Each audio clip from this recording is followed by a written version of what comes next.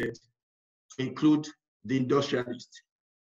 But today, the ability to solve such problems have now been thoroughly democratized.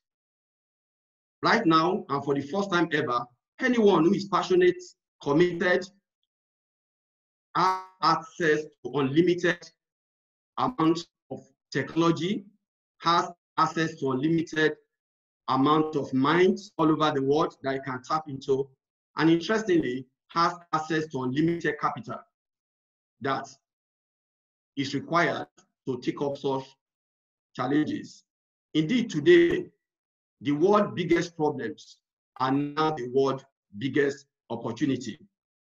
I'd like to start by saying, what is entrepreneurship? And like you can see on the screen, you can see the Danfo bus, or what we call the yellow bus, or we call Danfo in Nigeria, doing what an entrepreneur does. And what is entrepreneurship? So entrepreneurship is indeed, for me, a journey.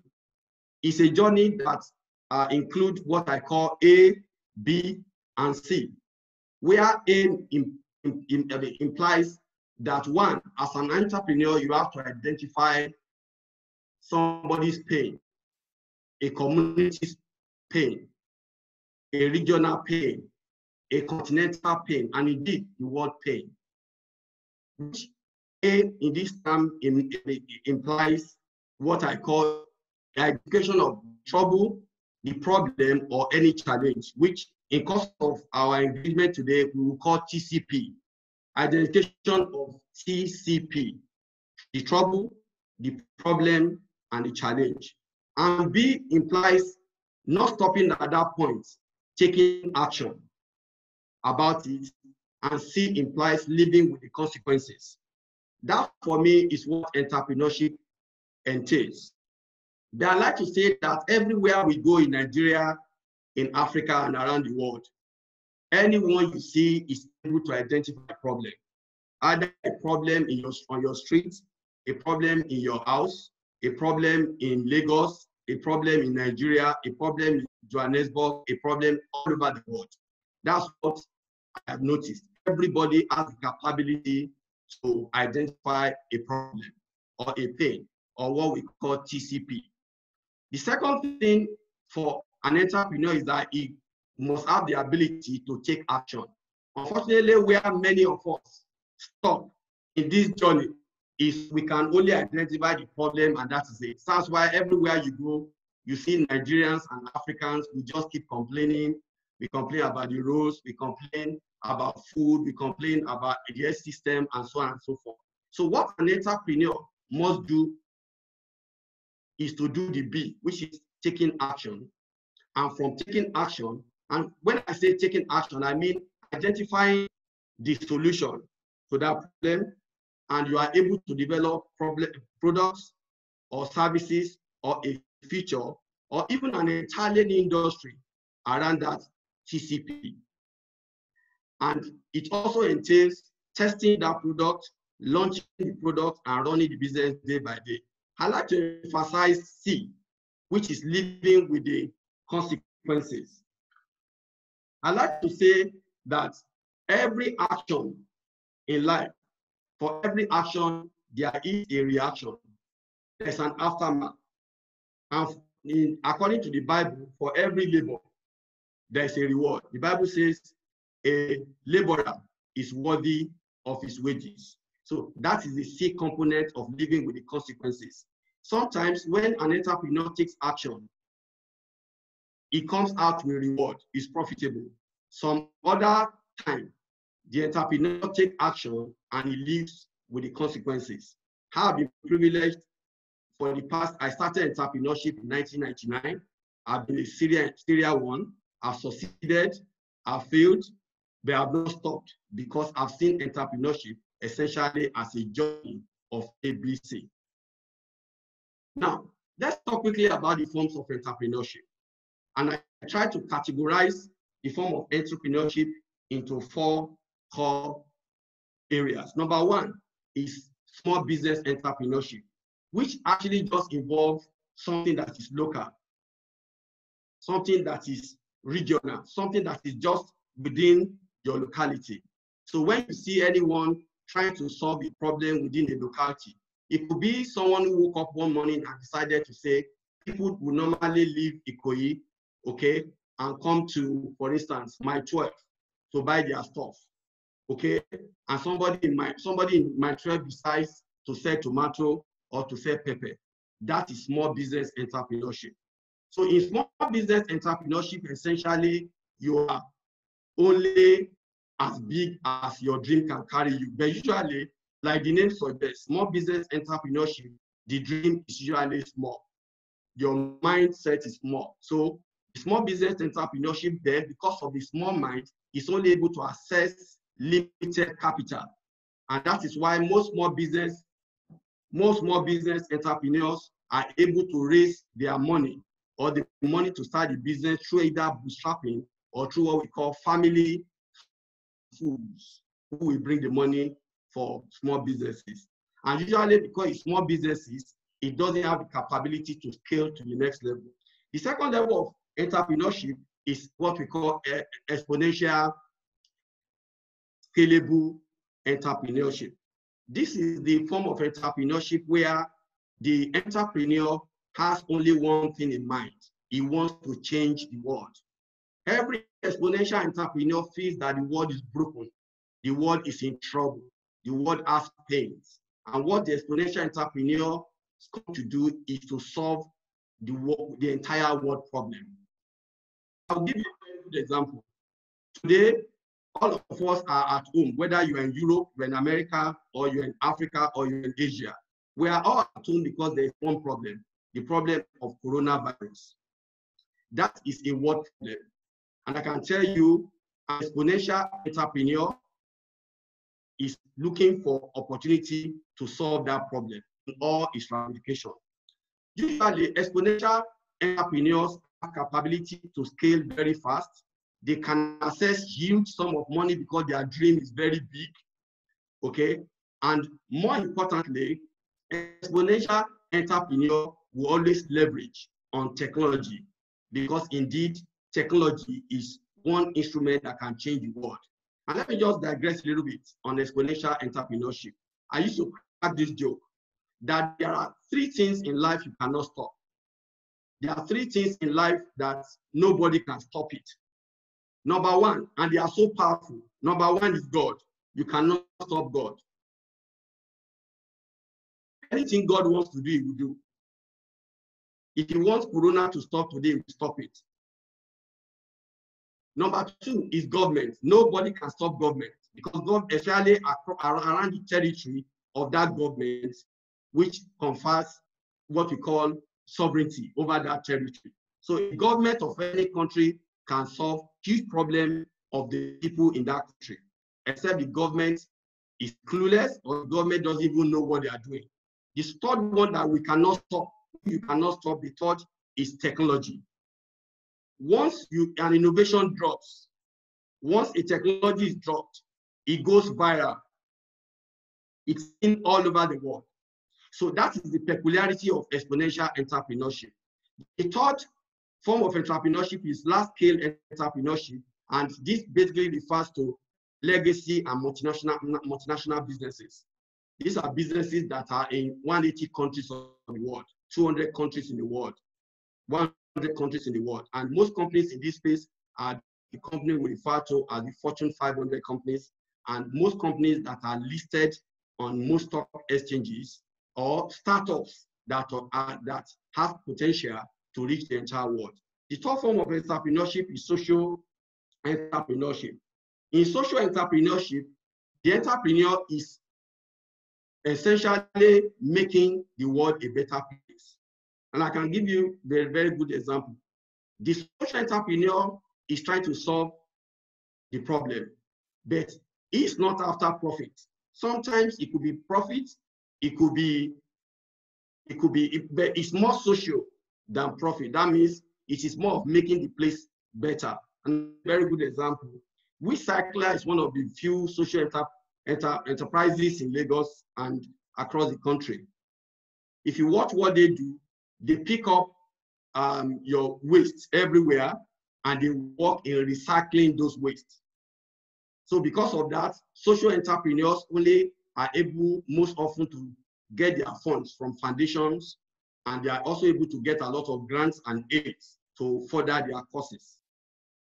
So let's go to the topic, major topic for the day.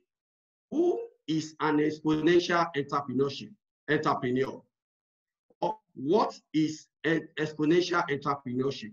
So exponential entrepreneurship essentially involves the journey or the process whereby a startup, maybe one founder, two founder, three founder, wherever they are, put together their team and they go after the fulfillment of a vision or what we call massively transformative purpose. And usually they execute to scale. And because they want to execute to scale,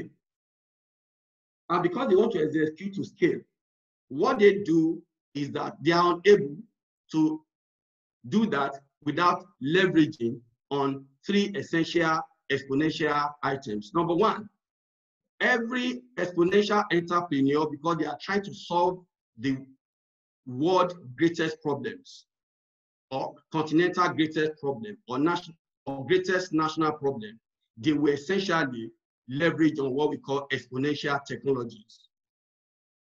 Number two, they will also leverage on what we call exponential psychology tools, which in other words, I will refer to as exponential mental tools. And because of the fact that they want to scale quickly, they will also leverage on exponential, what we call crowd-powered strategies.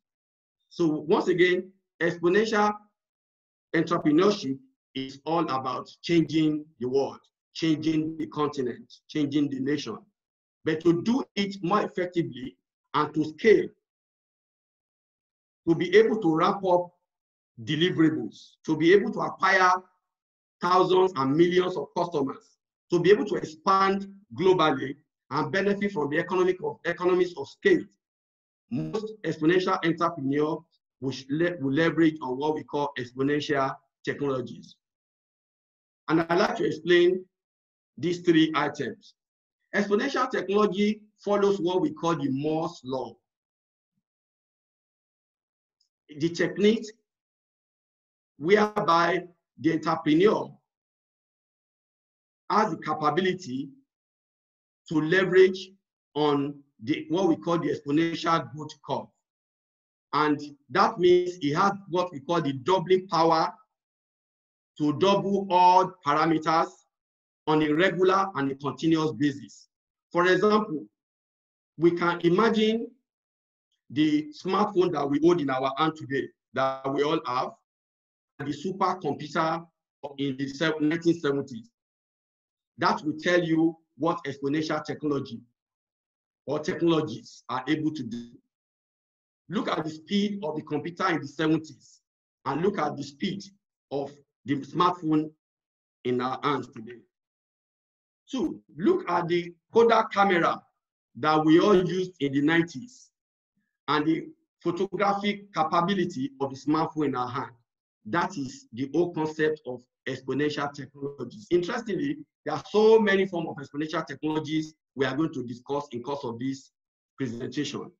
The second tool that the exponential entrepreneurs engage on a continuous basis is what we call psychological and mental tools, which involves one of the games that is played in the military. It is called the skunk game.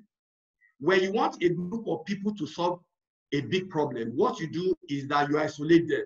That's why you notice that most organizations, including banks, including telecom companies, and our various medium, big-side businesses, they will always, from one time to the other, gather and do what we call retreat. Retreat means pull back, lock yourself up, and do the thinking. And when you are doing that thinking of where the business should go and how the business should grow, you will engage two fundamental psychological tools. One of them is what we call flow. And when you are engaged in flow, it's almost like a mental and spiritual exercise, which enables the best ideas to come in. And finally, and the other one is that you have capability of thinking to scale. Essentially, exponential psychological and mental tools are more of changing your mindset to see possibilities and extract that possibilities even from the metaphysical realm and bring it to life. The third tool, which is very important, that our exponential entrepreneurs engage quite a lot and is available to anyone today, is what we call exponential power tools, which include what we call crowdsourcing everything. That is why you notice that most technology companies in the world, they will start with like 5 people, they will have like 10 people, and it will shock you that 10 people, 10 coders are sitting down, and they have a customer base of over 10 million, 20 million, 50 million people. Why? Because most of what they do in that business is crowdsourced. It's given to the crowd to source for them. And I will shock you, many of us have been engaging with Google, with Facebook, and many other technology companies. And if you see clearly, most of Facebook, most of Google technology, they are open source. When you look at Wikipedia, most of what you see in Wikipedia is not the idea of those who own Wikipedia. It is my idea and your idea. Every day we can update it based on information that we have. So it's essentially crowdsourcing minds, crowdsourcing ideas, crowdsourcing testing, crowdsourcing discovery, and crowdsourcing best practices. One other tools of the crowd power is crowdfunding, which is not very common in our climate enough in Nigeria today, but many of us know what they call GoFundMe. Okay, that is one clear place where when people have problems, they put those problems, and it will shock you when you see a lot of people providing donations. This was not existing 30 years ago. So essentially, it is important to know that anything that becomes digitized, and I will explain digitization, anything that you can take from the physical realm and convert it to 100, 001, 100, you can convert it to 1 and 0. It's already digitized. That was the way camera that was manufactured by Kodak, that has all that stuff like the film, like the chemical to wash it and the other thing. That is how that phased out, because some smart innovators in Kodak, as at then, were able to sit down and digitize photography for the first time. And because Kodak did not move with that idea, Kodak today is a dead corporation. It got liquidated in 2012. That's a company of more than 100 years old. So what am I saying? Anything that you can digitize, whether it's biology, whether it's medicine, whether it is your commerce, your e-commerce, your shop, or whatever, the goods you sell, once you can convert it to 1 and 0s, it has already up into the Moore's law.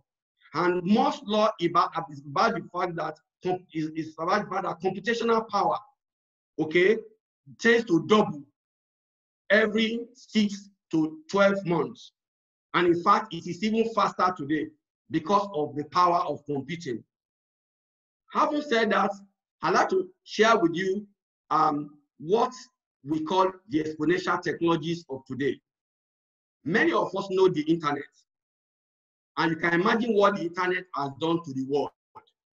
What the internet has done to you, what it has done to me. That is the power of technology. Today, I can speak to my grandmother in somewhere in Isoko in Delta State, who is currently in a farm trying to grow cassava, just because of the power of the internet. I cannot just speak with her on the telephone. I can choose to speak with her on WhatsApp. Interestingly, many of us now are engaging on a platform that is called Zoom.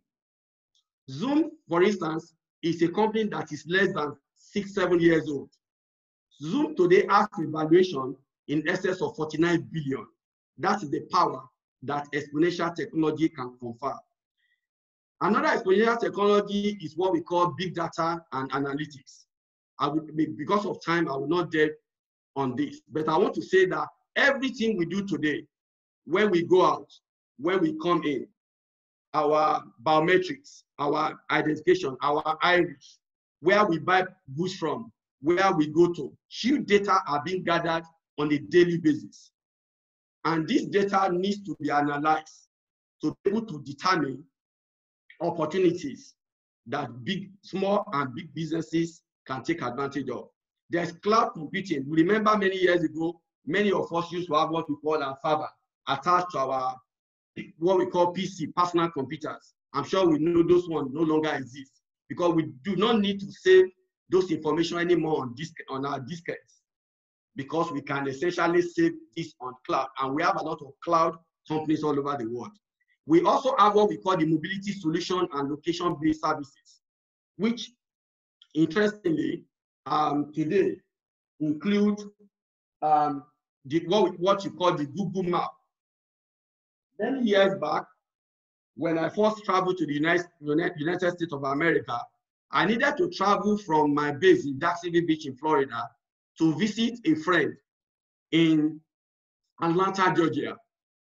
Prior to that, I got into Atlanta, Georgia. All what I did was I went to a car rental shop. I took a car and I put the address 6-7 hours away.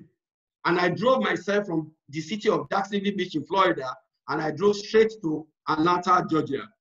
In fact, my friend never knew that I was coming. He was shocked to see me parked in front of his house. That is the power of mobility solution and location-based services.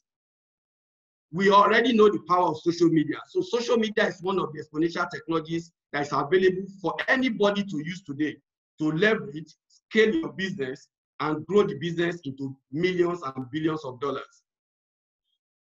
Recently, we have been talking about 5G technology, which unfortunately, 2G and 3G have not been able to take us to a situation where we have interconnected world.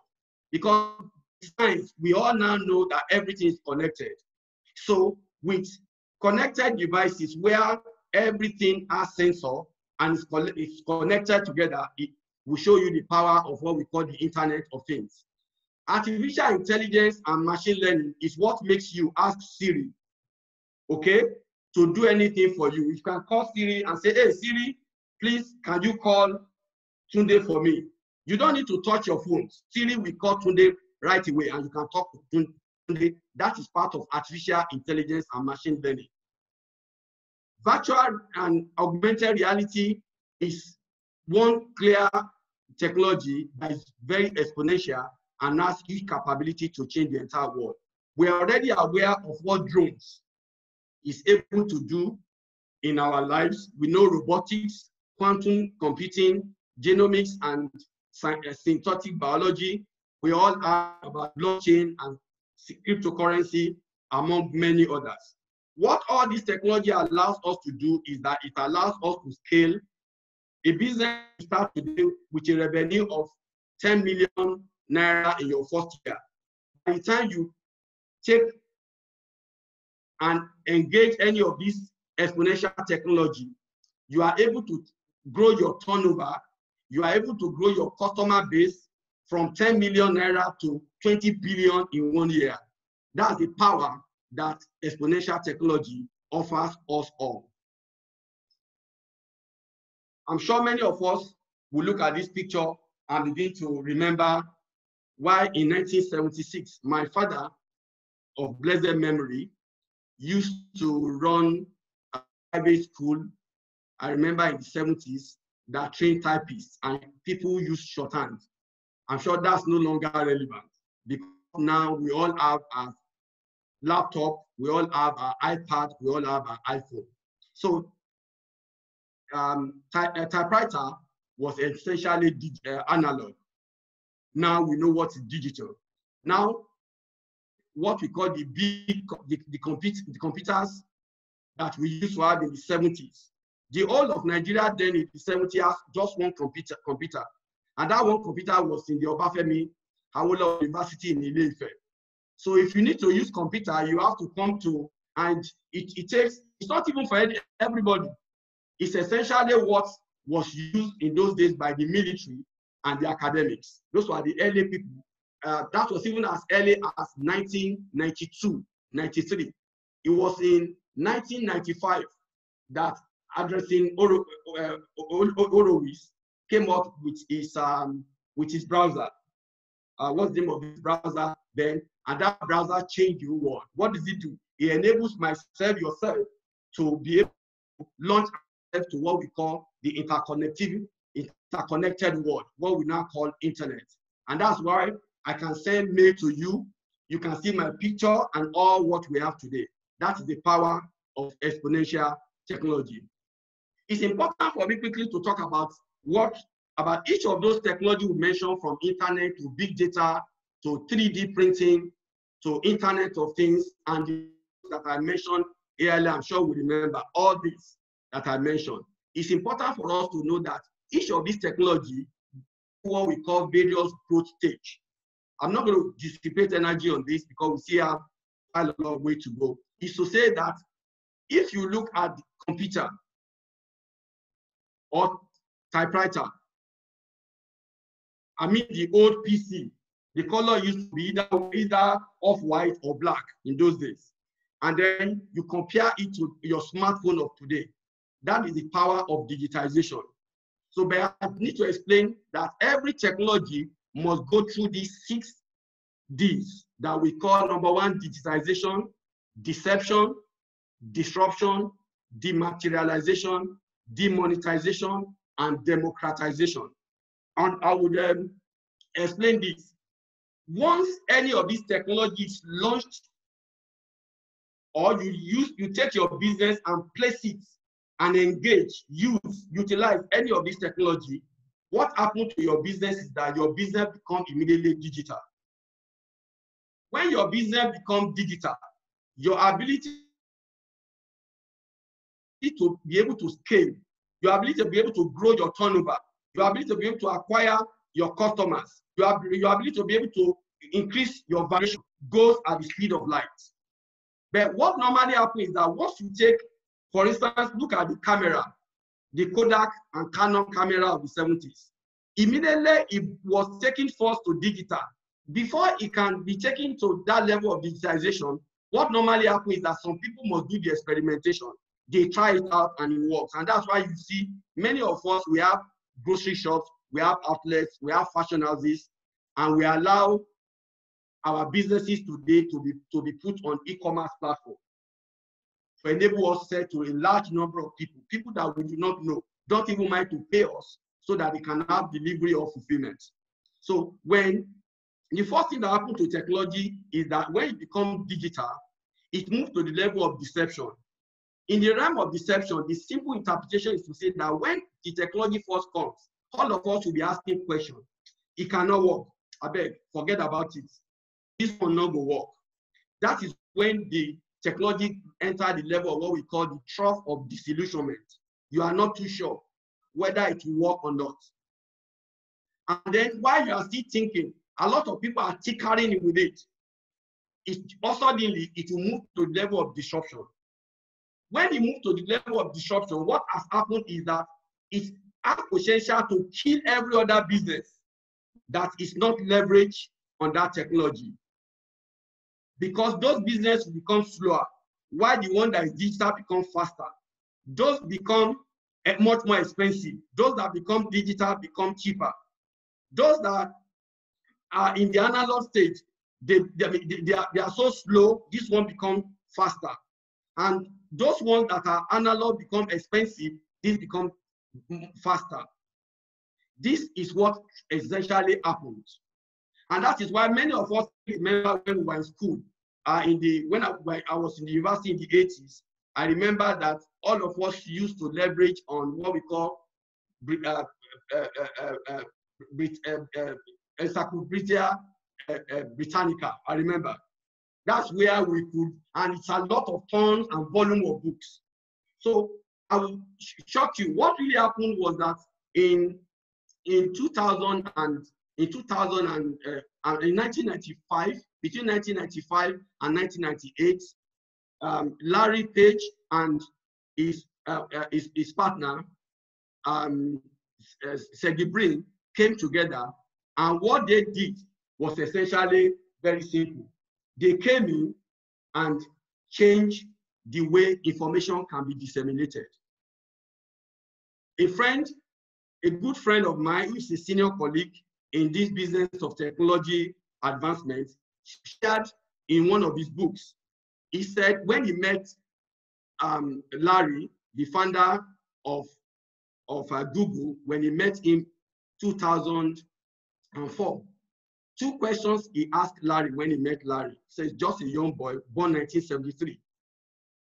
Because he was born by parents who are in the computing space. His interest in computer rose to the level that he believed that computer can do anything. And that was why by 1998, they worked on a research project called the PageRank algorithm. It is their research project for their PhD, which they later on abandoned, that became Google of today. It is called PageRank algorithm, which enables myself and you, even my old grandmother, some in Isoko in Delta States, can sit down today and find out who is the Ooni of Ife, and it will provide all the information about the Ooni of Ife. If you want to know the meaning of any word, that will tell you the power of disruption. So what happened? Britannia, Encyclopedia Britannica died because of Google. Because today, Google was able to build the biggest and the best search engine in the world. But can I also go to number 4, which is dematerialization? In the realm of dematerialization, when a technology first comes, it is very big, like the big computer that I showed you.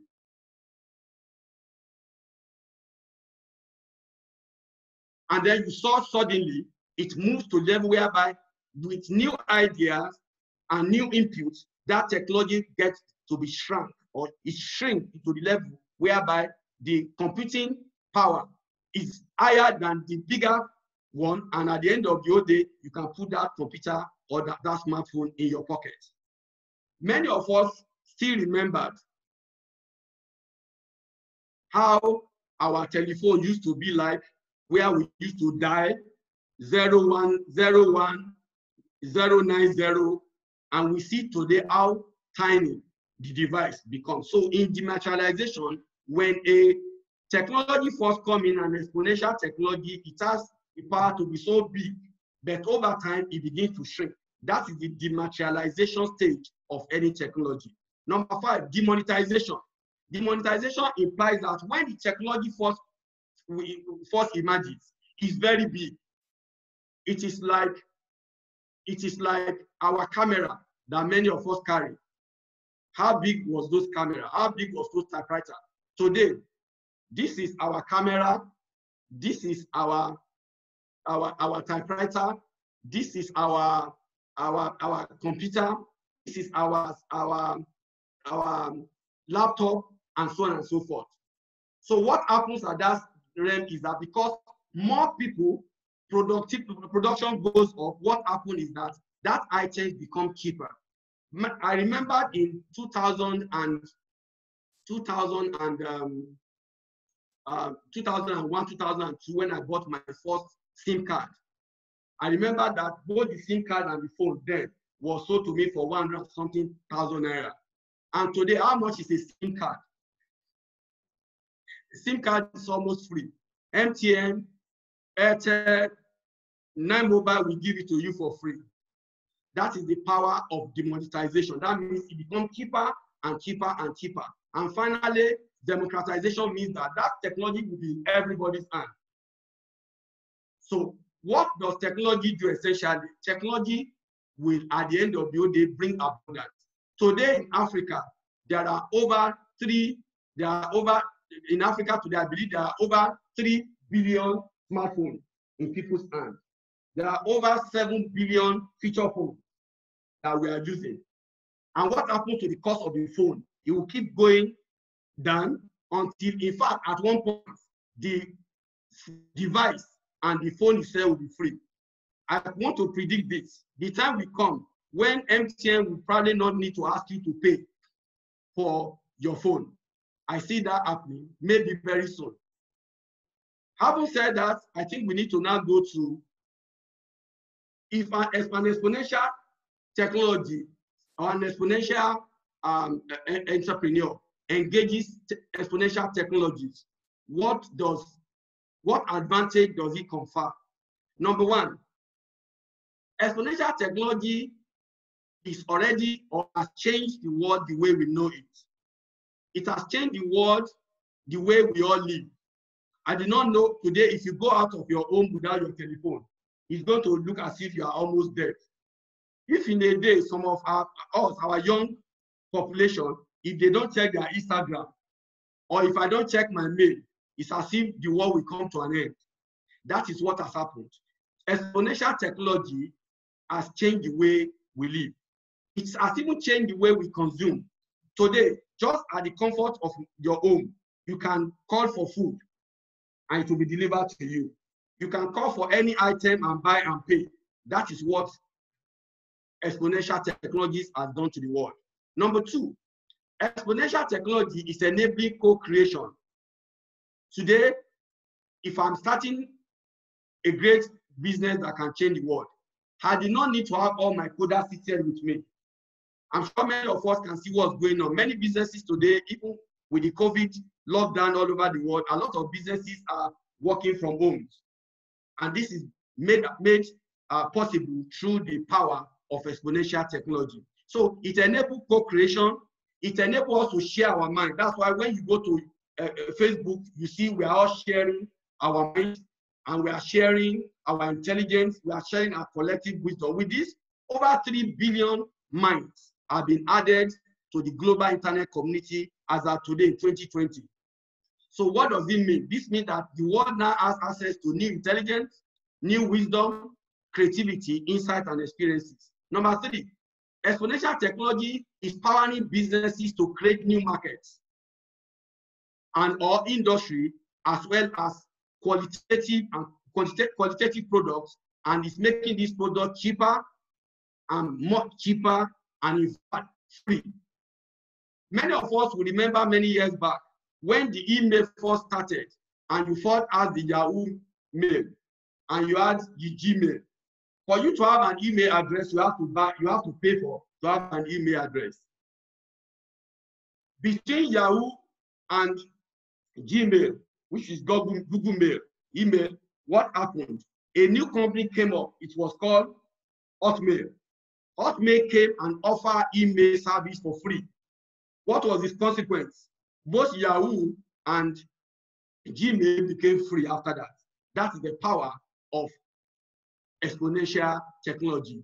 Number four, it allows businesses to scale faster. Like I said, increase your turnover 10 times, 50 times, 1,000 times, and you are able to deliver your products and services better.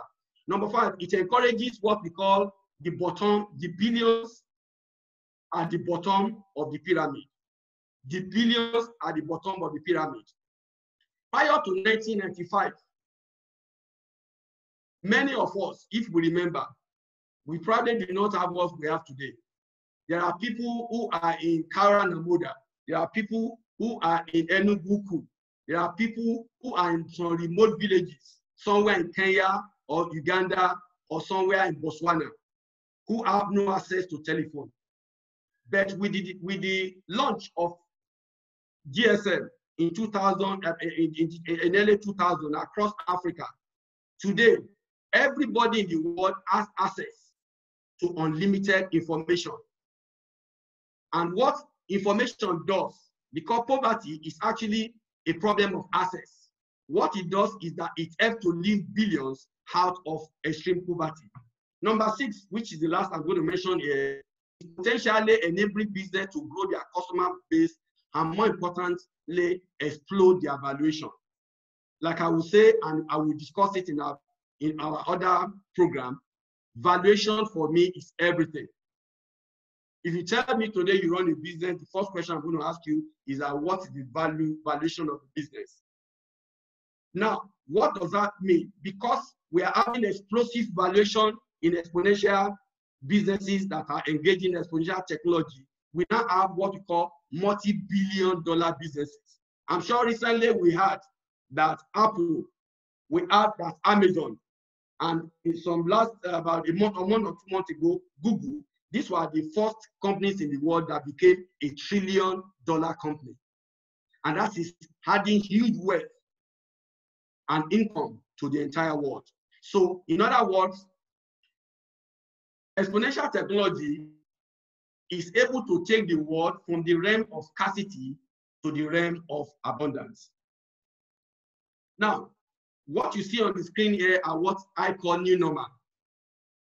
15, 20, 30 years ago, what was more important was ownership. I own this, I own that. In the world of today, in the exponential world we are, ownership is no longer important. What's important is access. And that's what you saw Uber. That's what you saw Taxify did. They have no need as a company to buy taxis, whether yellow taxi or blue taxi or red taxi. All what they did was they felt that in our various homes, we have extra rooms we are not using. In our various houses, we have cars that are parked that we are not using. So they feel when I need a ride, all I need to do is to call one that is surplus somewhere. So it is following the law of economics, whereby resources will move to where it is more important, more needed. And if we see today, we are aware of what we call sharing economy. We are aware of cryptocurrency. We are aware of social distancing. We are now aware of what we call millennial customers. We are aware of what we call disruptive technologies, these that I mentioned, which has potential to not just change the world, but to change our lifestyle. Now, I'm not going to waste too much time on this. I just want to mention that there are 4 potent drivers of entrepreneurship: exponential technologies, DIY innovators, the techno-philanthropies of this world, and the rising billion in the South. When I say the South, I mean in the continent of Africa, South America, and in India and other Asian countries. Now, most of the companies that are listed here are companies that are less than 20 years, some of them 6 years old, some of them 4 years old. When you look at some of these companies that are listed here, each of these companies is worth multi-billions in valuation. We know Uber, we know SpaceX, we know Tesla, we know PayPal, we know Facebook, and we know Google, and so on and so forth. Now, if we stop thinking of the poor, if we stop thinking of the poor as burden or as victims, and recognizing them as a resilient, creative entrepreneurs and as value-conscious consumers, the whole world of opportunity will be opened up. The bottom of the pyramid market is so huge. 4 to 5 billion underserved people and an economy of more than $13 trillion. Purchasing power parity is a huge market.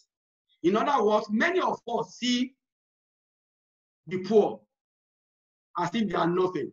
We are seeing them as burden. CK said this succinctly in his article, The Fortune at the Bottom of the Pyramid, that if we truly want to be great entrepreneurs, we have to stop seeing the poor as victims and burden. We have to begin to see them as value-conscious consumers. We have to see them as creative entrepreneurs, and we have to see them as residents, because under that bottom of the pyramid is a $13 trillion annual purchase, which is a huge economy, bigger than the current economy that we have. And I'm sure that's why you notice that governments all over the world, even in Nigeria here, government is talking about financial inclusion, microcredits, microfinance, and so on and so forth. This is what an entrepreneur or somebody who wants to think in scale must begin to think about. Now, I want to quickly go to the topic, the topic again. If we look at this, we are talking about how do we build ventures for exponential impact in Africa. What I've done so far is I've provided the basement of what exponential entrepreneurship is all about. how we can leverage on the three core tools of the technology, the mental and psychological tools, and more importantly, the crowd power tools that we have. Now I want to go purely to how does this work for us in Africa. First of all, permit me to say that most literatures and writings about Africa have been very unfair to the continent of Africa. The worldview of Africa is that it's a dark continent, and in fact, it is the poverty continent of the world. In Africa, we have a population of about 1.2 billion people. Out of the 1.2 billion people, more than 600 million people in Africa do not have access. May I say again, poverty is a problem of access. Poverty is a problem of access. And if we can solve the problem of access, then we have solved the problem of poverty. If we can solve the problem of access, we'll be able to solve the problem of poverty. So why is 600 million people, 2/3 of African population, why are we considered the poor continent? It is because these 600 million people do not have access to clean and potable water. They do not have access to food and clothing. They don't have access to healthcare and pharmaceuticals. They do not have access to quantitative and qualitative education at all levels, and that has brought limited skills. They do not have access to roof over their head. They don't have access to transportation and basic road infrastructure. They do not have access to power and electricity. They do not have access to what is the most important thing that drives any economy, which I call credit, or which we call financial services. Many Africans necessarily believe that these TCPs or these pains is only for the government to solve. In resolving the poverty challenge in Africa is not exclusive solution. It's not exclusive domain of government. It is actually within the purview of forward-thinking and exponential entrepreneurs. May I also quickly share with you some good news about Africa, my Africa. We are known in the economic world. We are known to be the last frontier for massive growth and development. 60% of the world uncultivated land is here in Africa. 60% of the world uncultivated land is here with us in Africa. That truly shows that Africa has the capability to feed the entire world. It has been revealed that urbanization will drive growth and GDP to about 2.54 trillion, okay, over the next 1 or 2 years, and that total consumer spending in Africa alone might be up to 4 trillion by 2025. Africa has a growing middle class of about 375 million. As we speak today, that is a huge market before us. We have a youthful population in which more than 60% of Africans are under the age of 24. That is a lot of energy waiting to be tapped. And more importantly, the entrepreneurial culture in Africa is very vibrant. 2 out of every 3 Africans prefer to own their own business. But how will they own their business? They need to listen to this, which I call the pains of Africa. Africa has governance issues, which has made our public good delivery to be highly inefficient.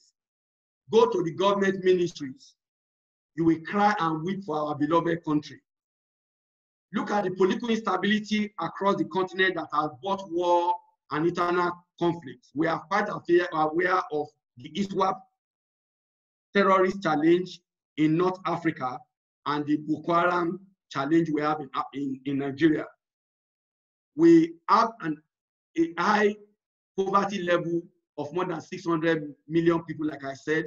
The unemployment rate is very high, with majorly youth unemployed.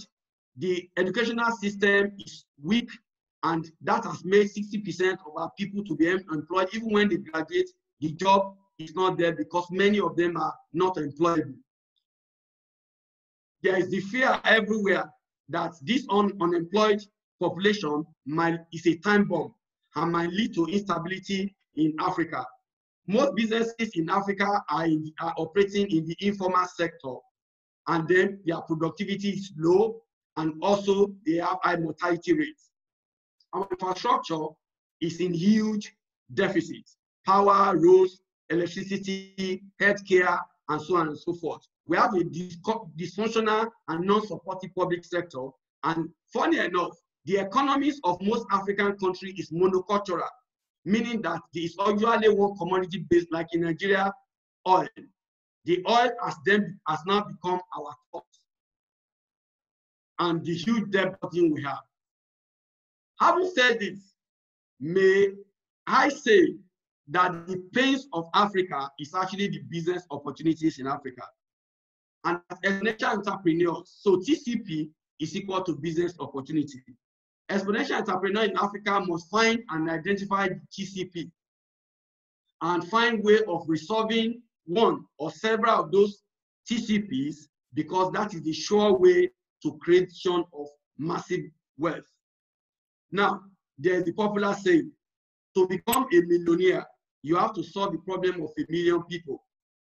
In the same comparison, in the same vein, if you want to be a billionaire, you only need to solve the problem of 1 billion people. Do we have 1 million people in Africa? Of course, the answer is yes. I love this quote. I created it somewhere in one of my articles last year. After I read the book by one of Nigeria's inspiring entrepreneur and billionaire, Jim Ovirih. I said, for Africa and its people to rise and shine, according to Mr. Jim Ovirih's book, entrepreneurship is not an option, it is a necessity. May I say it again? For Africa and its people to rise and shine, as postulated by our very inspiring entrepreneur and billionaire, Mr. Jim Ovirih, entrepreneurship is not an option in Africa, it is a necessity. Now, how are you thinking right now? Are you thinking of the old economy where everything is analog and digital, or you are thinking of the new economy where everything becomes digitalized? Are you thinking linearly, or you are thinking exponentially? Entrepreneurs in Africa with solid business proposition or transformative purpose, what we call MTPs, they must learn and understand how to lean on exponential technologies that truly scale, think at scale, and engage crowd power strategies to meet the needs of millions of people across Africa, or this entrepreneur will die trying.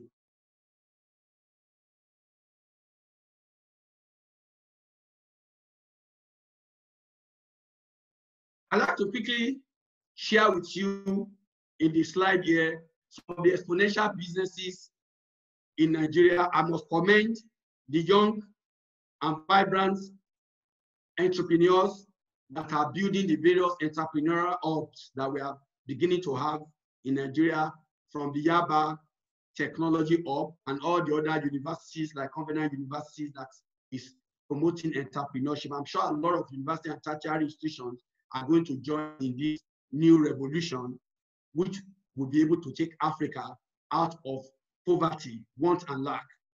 I just listed here, today there are so many startups all over the country. I just listed here about 12 of them. I will start with Hotel.ng, that is doing incredible things in the area of hospitality and travel. Flutterwave in the paytech and fintech technology. lesson that our brother Sim just recently supported, which is an edutech for educational technology company for GSS and SSS students all over the country. Tribe Agric, 53rd Jeans that just raised a few millions of dollars. Bitcoin, which is a crypto exchange, and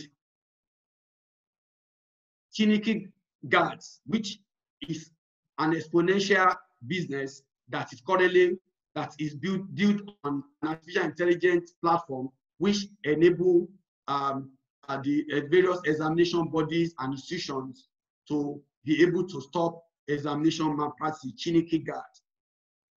These are some of the companies that I just mentioned. I'd like to quickly, before I speak about what we need to do, I'd like to speak about the fact that when you engage exponential technologies, when you engage mental tools, the mindset, the thinking at scale, and you engage all powered strategies, what is in your mind and what is in your hand is billions. And I quickly want to talk about this because it's a good example for our younger and vibrant entrepreneurs, the ones that are coming up and the one that would, in the very shortest possible time, come up. So I'd like to share with you 3 quick stories. So in October 2010, just 10 years ago, 2 graduates from Stanford University, Kevin and Mike, they launched an app. It is just an app. It's not a big thing. It's just an app on your phone. What was the app about? It's just a photo sharing app for you to share your picture, and then they built in it digitally what we call a social media network, where when you share your picture, you can write and comment and so on and so forth, additional feature. And they call the name of the app Instagram. Facebook, which as at that time was 7 years old, Facebook then was 7 years old, is also in the business of live sharing. It was also a live sharing platform. And it's also in the same business with Instagram, which is the business of documenting your information. That was the business of Facebook. So Facebook was 7 years old. These 2 graduates of Stanford, in less than a period of 18 months, that business that is called Instagram has a valuation of $25 million in less than 18 months of starting that business. And in less than 6 months, they were valued for $25 million. In another 18 months, Instagram has a valuation of $300 million. So rather than Facebook play the game of waiting and looking at the way Kodak was looking at digital photography and was still doing the business of his camera, paper, and chemical and darkroom, and Kodak died, Facebook decided to say, if we don't take this business will take us out. So what did Facebook do? Facebook offered to buy, and they bought Instagram from Kevin and Mike and those who put money in Instagram. And they bought Instagram for $1 billion. So within 2 years of starting Instagram, Facebook bought Instagram for $1 billion. I doubt if the total investment or the total money raised by Instagram as at then, I do not think it was up to $100 million. Yet, they returned $1 billion to all the investors in Instagram, including paying themselves as founders of Instagram. That is the power of computing. That is the power of exponential technologies. I also like to share with you that in 2009, there was another app, just an app, which my little girl and boy and yours can build. Our students in Covenant University, in other universities in the country, this is what they can tinker with and they can build. So in 2009, WhatsApp, just another app, started attacking the 100 billion global messaging market. They started attacking it. What did they do? They built a messaging app which enable you send message.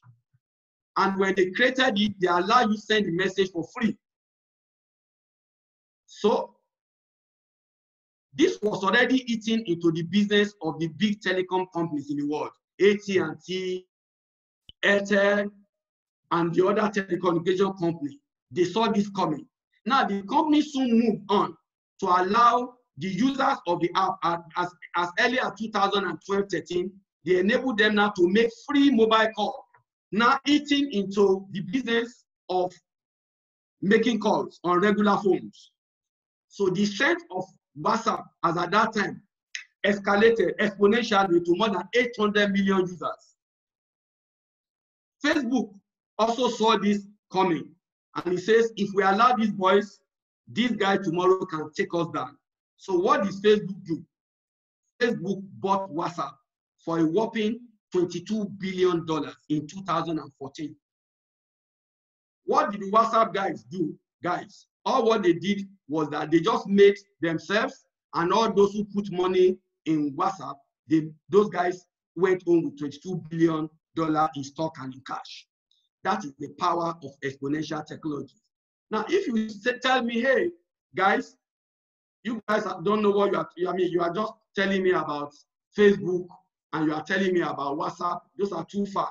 I can also tell you some sharing news in Nigeria. There are two young boys, interestingly, one of them is my very good friend, Idris Bankude. They started a company called Vanso. Vanso was a mobile banking app platform. They were doing SMS business and they were also in the security business line. That was what they were doing.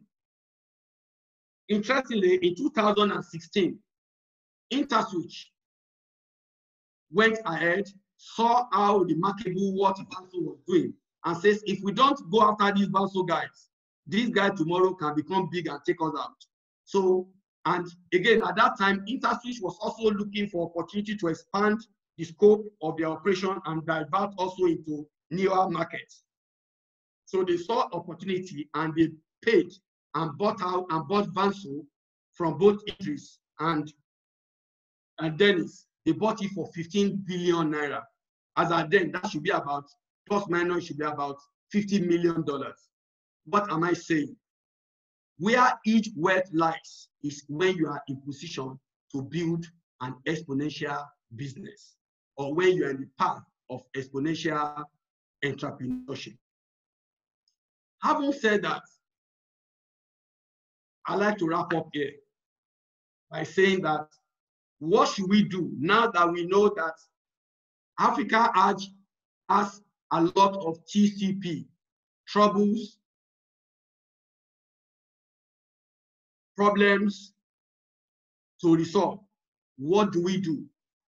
What must government do? What must I do as an entrepreneur? What must those of us who are entrepreneurship advocates, what must we do?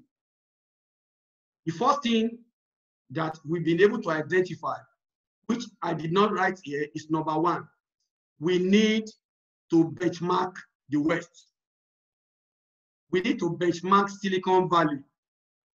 We need to benchmark the Boston ecosystem. We need to benchmark the New York ecosystem. We need to benchmark and find out what they are doing that we are also able to do.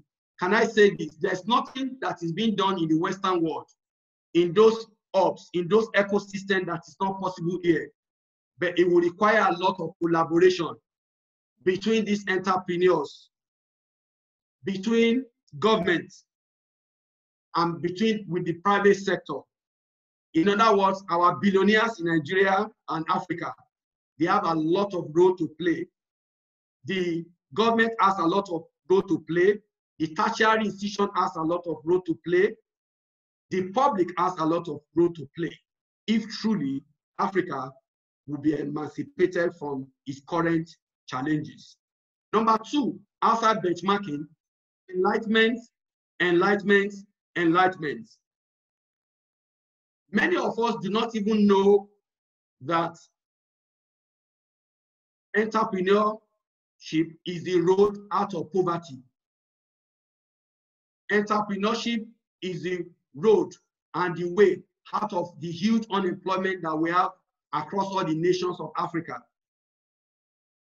Sometimes when I look at our population, especially the youthful population, I get scared.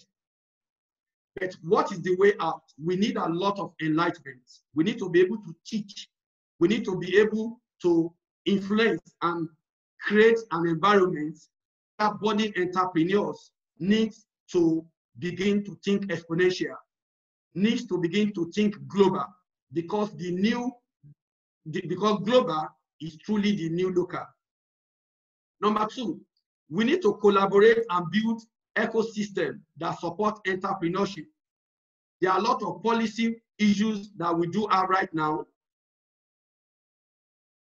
in the country that are anti-entrepreneurship. We need to translate all this into innovation hubs.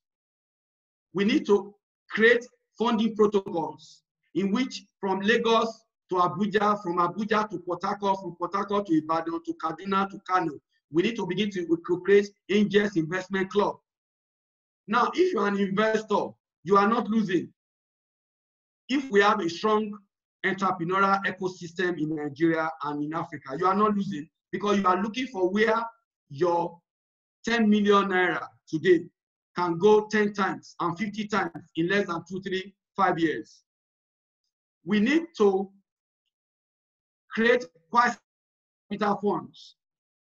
Right now, most of the venture capital funds that are operating in Nigeria are all from the West. They are looking for opportunities. I was in my house in Jacksonville Beach in Florida about 4 years ago, 5 years ago, when I saw Mark in Lagos. I screamed. I said, Mark and these techpreneurs, especially the billionaires club, they have seen something in Nigeria and Africa, and they are coming.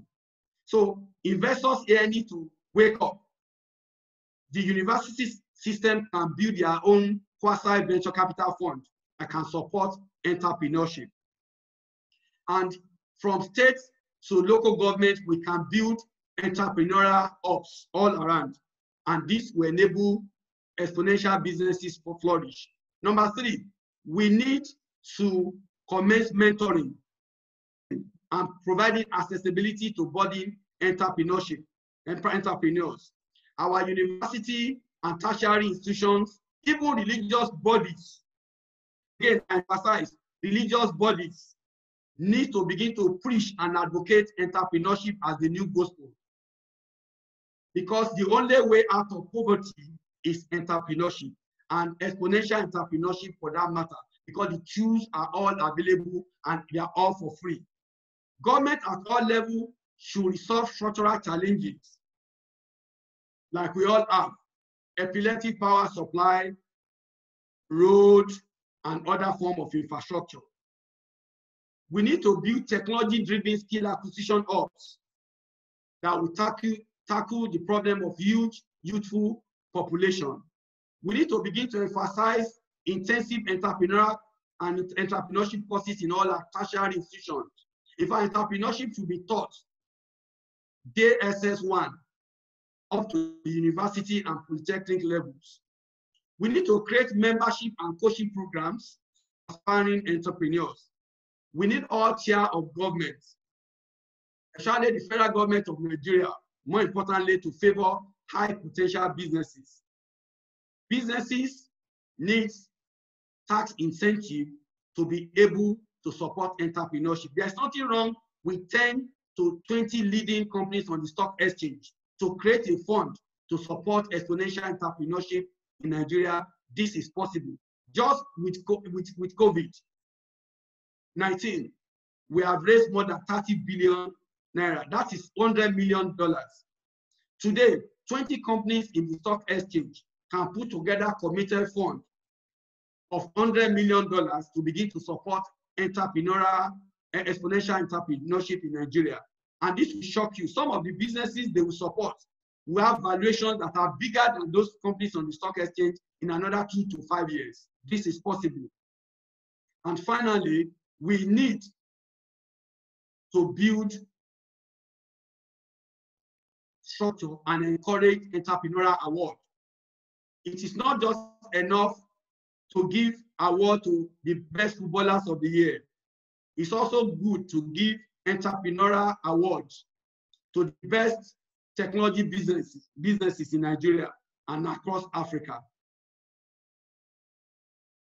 Gentlemen and ladies, I want to thank you for the opportunity, and I look forward to the question and answer session. Thank you. Thank you very much, sir. This is highly, highly, highly inspiring. I really learned a lot. My notes, I've written quite a number of things. Thank you so much. If you're there, please let's just applaud him. Just raise your hand, raise your hand. Yeah, 6, 7, 11, 12, 15. They're applauding you, sir. Thank you so much for this privilege you give to us. I've really learned quite a lot. I've noted a number of things. In fact, I begin to do a recap. It will look like another session, which I don't think is necessary. Thank you so much. So to the participants, this is a good chance for you to begin to ask questions. If you look at your Zoom, you'll find on the menu bar Q&A. There's a place there where you can type questions. One person has placed a question yet, so you can put your questions there now so that we can try to answer them within the time that we have. So while we give you time to do that, I would like to engage Dr. Ovirih on just about 2 questions.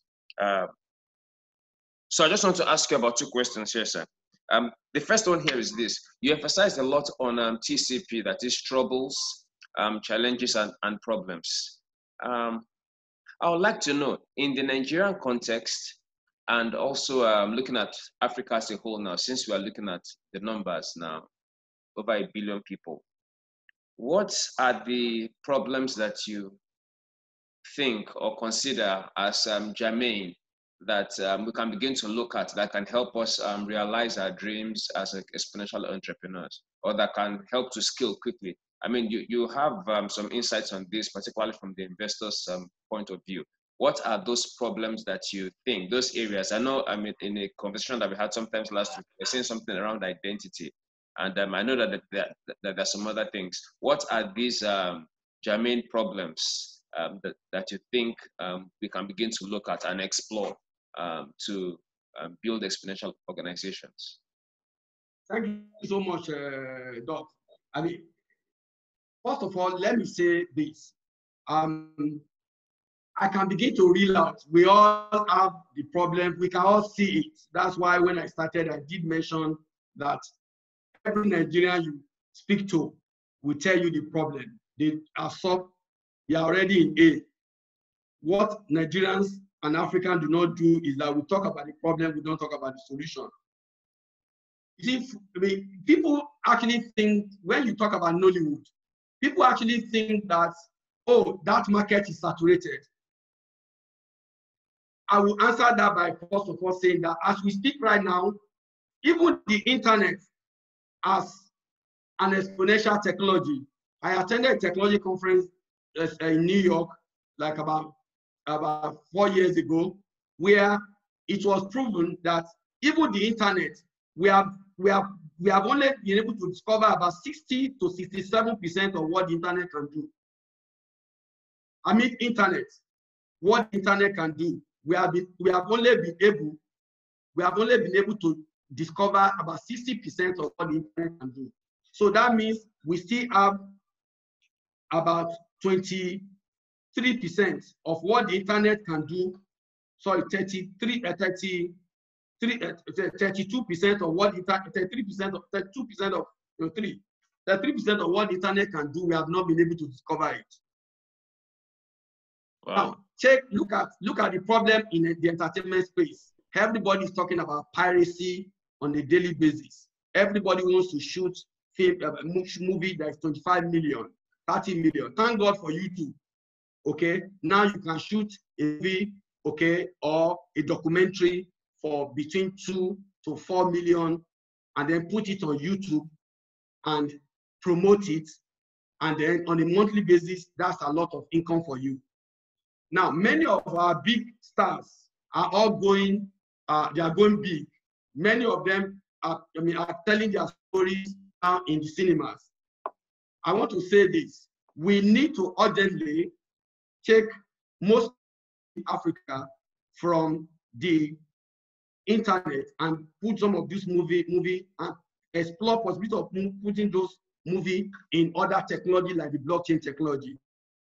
Okay, let me leave that. I shared with you some few days ago, Doc, I did mention to you that one of the biggest businesses that I see here is the business of identity.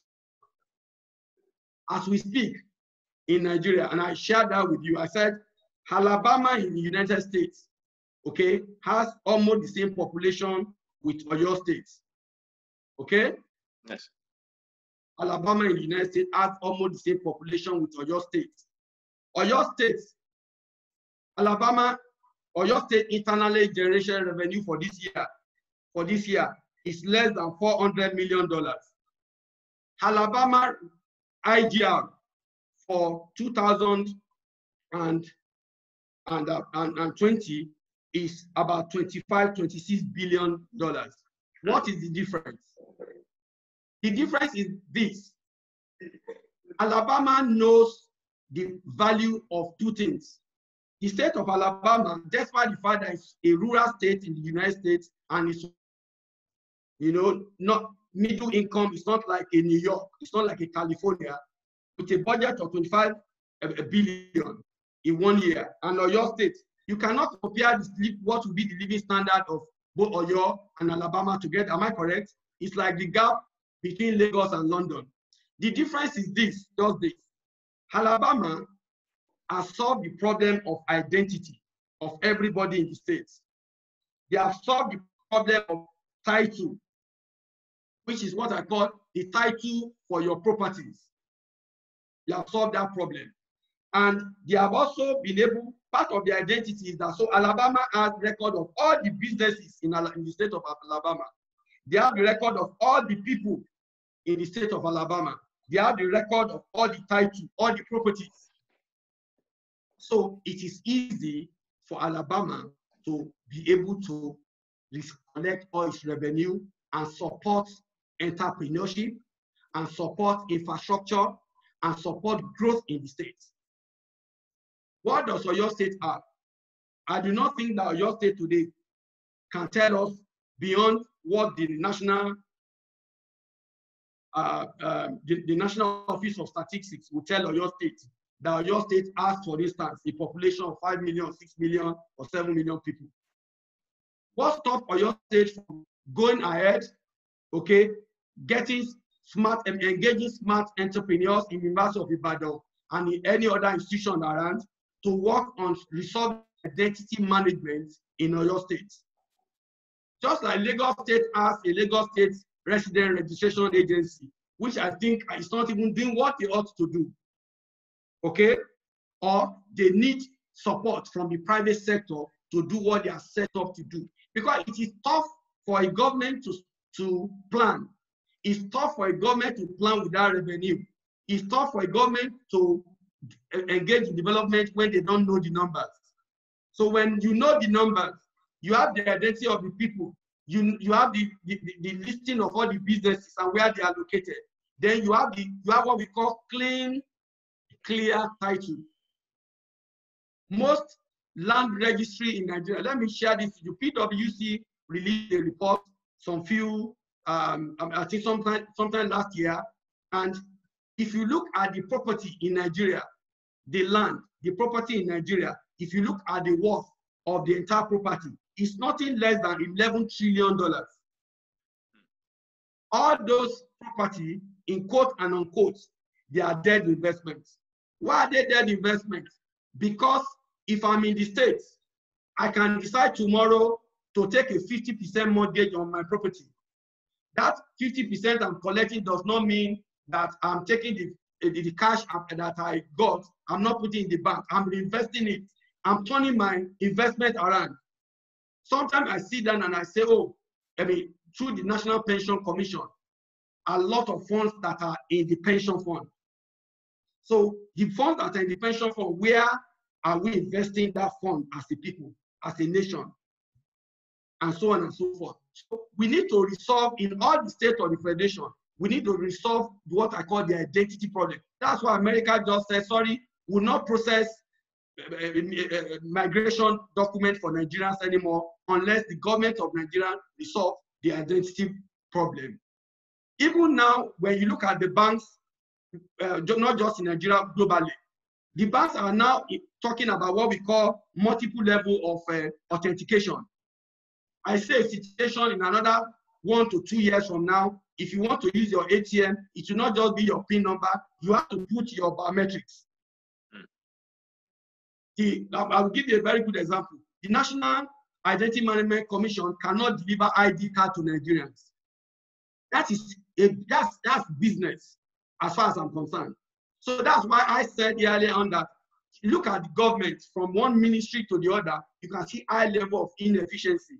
If you're an entrepreneur, all what you need to do is to develop a solution around that problem, sell it to them. Don't ask the ministry or governor of Lagos State or governor of Oyo State or governor of Kano or Kaduna for money as an entrepreneur.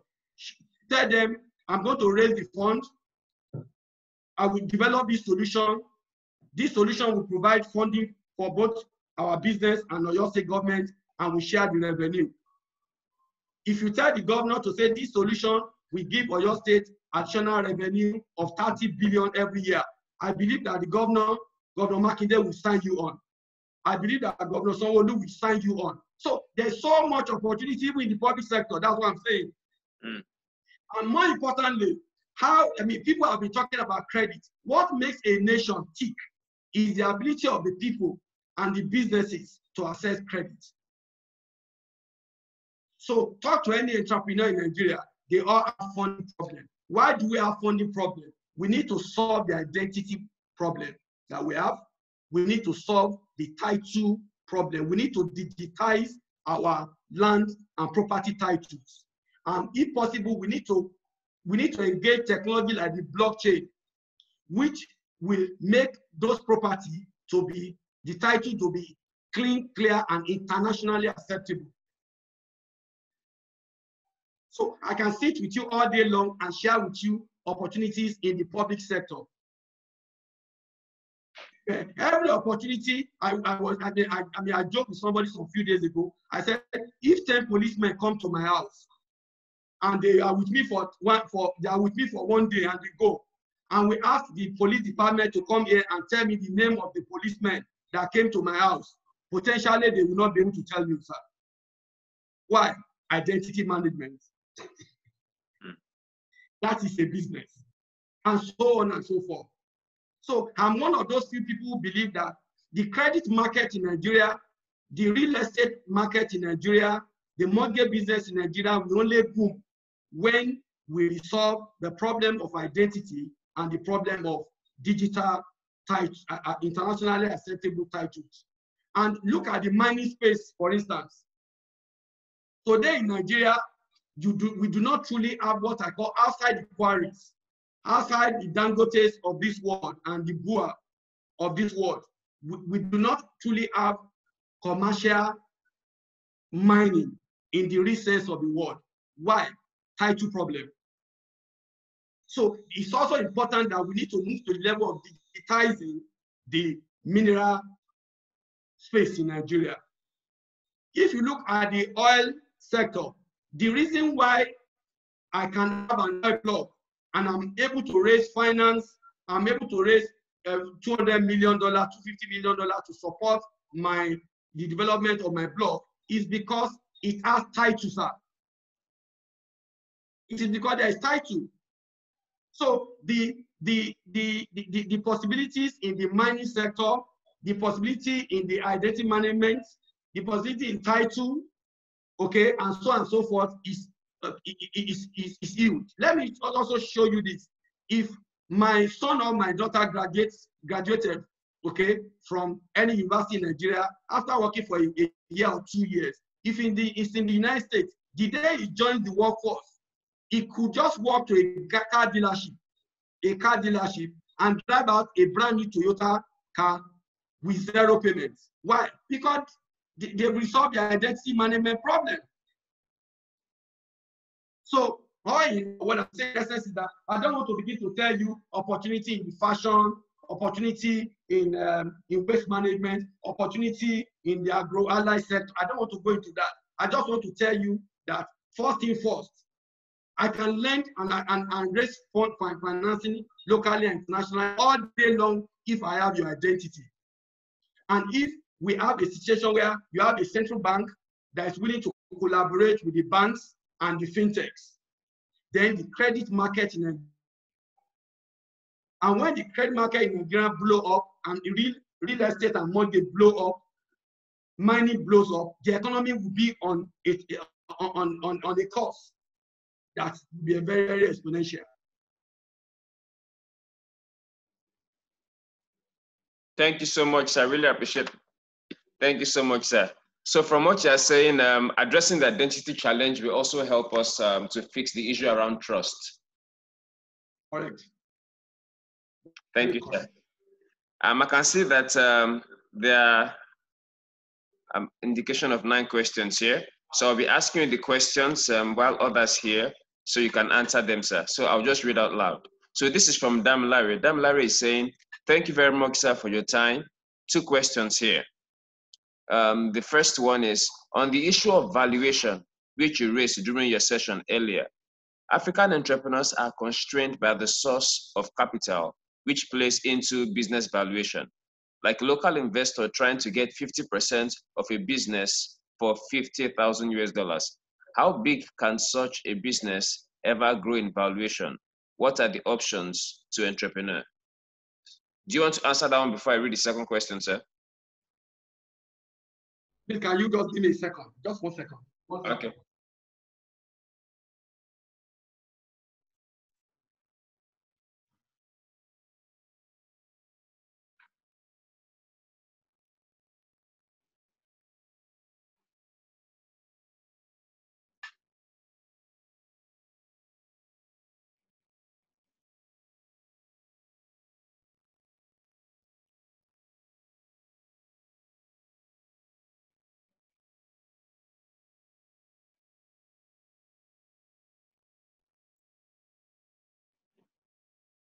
All right, so while we wait for him, you can ask your questions at the question and answer session.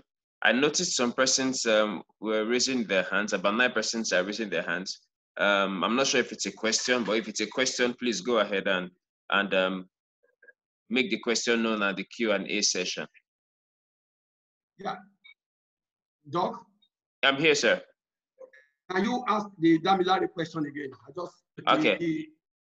Let me allow your video.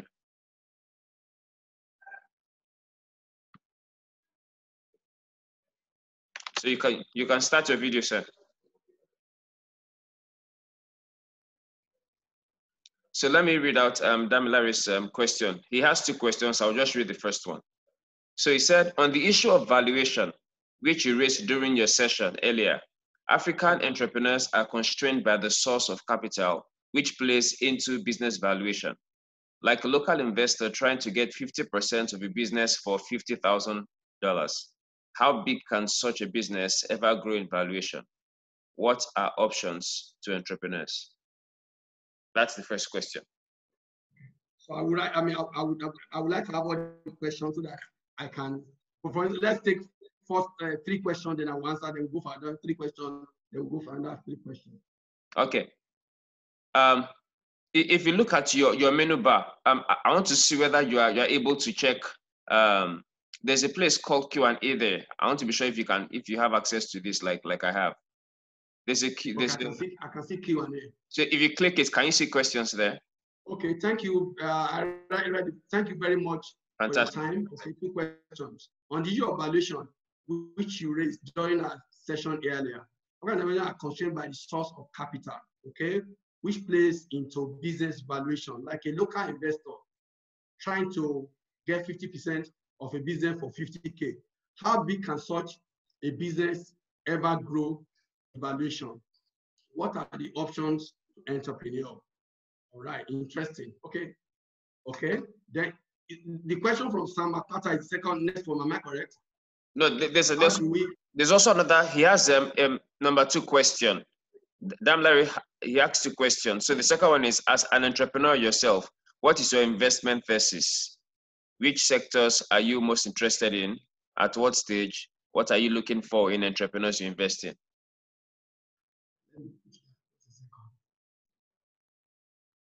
How come I'm not seeing that? Okay. Which sector? Okay, I've said it. Are you most interested in? Still by them, Larry. Okay, great. What stage? What are you looking for in entrepreneurs you invest in? Okay.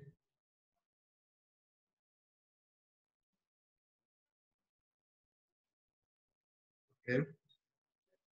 Passion and okay. So I would answer a Damilari question from the back end. Okay. First of all, regarding what I will look for as an investor in an entrepreneur.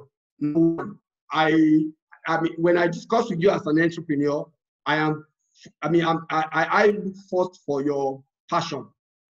Okay, how on fire are you? Okay, are you on fire? Okay, then I am interested in your knowledge. I've had 1 or 2, a number of entrepreneurs, co-founder of tech businesses that have come to my office, okay, and sat down with me and discussed with me. And I noticed, quite frankly, the knowledge of what they are talking about, they don't have it. They don't understand what they are talking about. Okay. A young man came to me like some few weeks back, and I listened to him. Yes, what he's trying to do is great, but he does not have the knowledge. So for me, knowledge is very important. For me, your passion is very important. And I will know your passion from your presentation and your pitch. Once you pitch, I can pick whether you're on fire for what you want to do, because it is that passion that will lead to grit. In other words, even if the business starts and you are not making headway immediately, you have that capability to pivot, okay, and to properly channel energy to features and products that the market truly require. So for me, it is knowledge, number 1. 2, passion and your grit. Then, which sector are you most interested in investing? I will tell you this. Over the past, since about 2014, okay, that I've been involved actively in the startup stage. I personally have been involved in a number of startups. I've done some fintech, okay. I've seen some few agri-tech that are interesting, okay.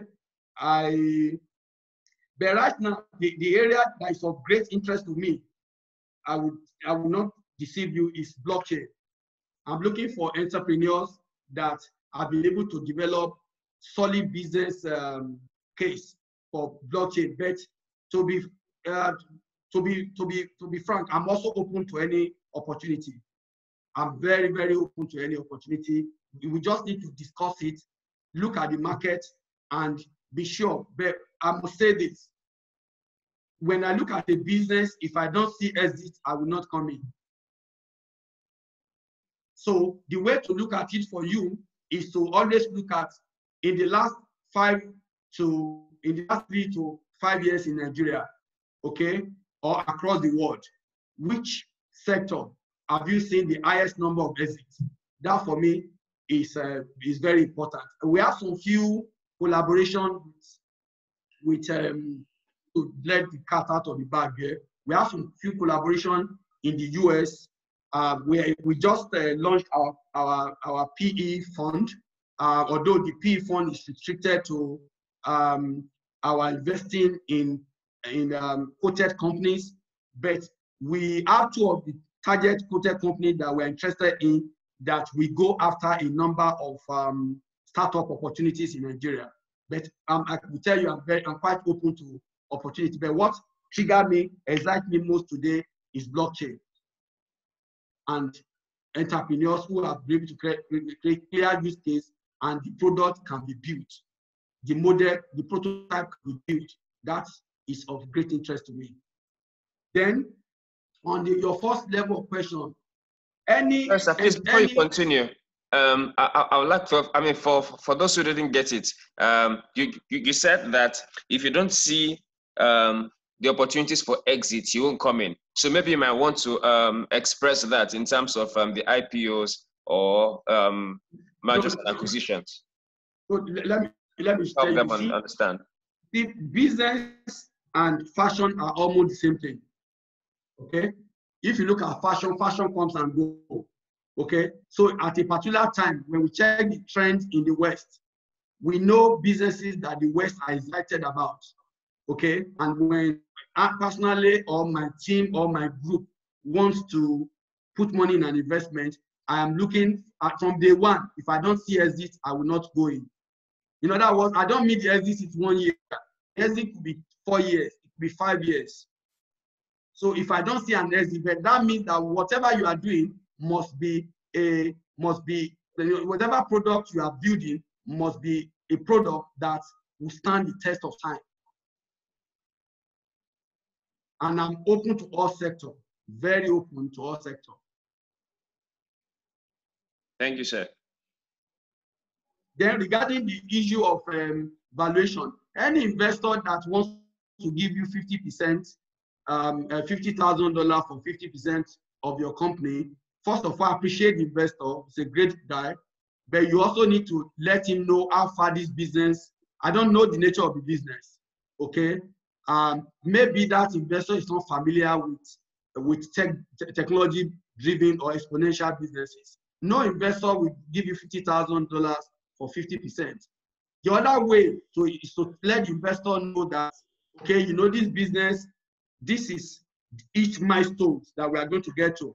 At this milestone, no longer own 50% of the business. In other words, there will be dilution of your interest, because this is where we are going. So, but let me say, Damilare, it's important for you to actually sit down at the beginning of the business, to go through, to look at the beginning of the business and the exit of the business. That means you must see the end of any business that you are going to. And that is also part of the mind game. You need to be able to see the end from the beginning. If you cannot see the end, please do not start. And there is something I normally teach in my entrepreneurial program. I always try to teach what I call the macro forces in entrepreneurship. It's not important to talk about it now. Any business that you are building must essentially look at the entire macro forces of the business. I will share this with you. In 2015 or 16, 14 more precisely, when I was in MIT, I was infatuated and excited about 3D technology, which we call additive manufacturing. And Proto, I did some investment, over $1 million. I did that in our facility in the Bay Area in Houston, Texas.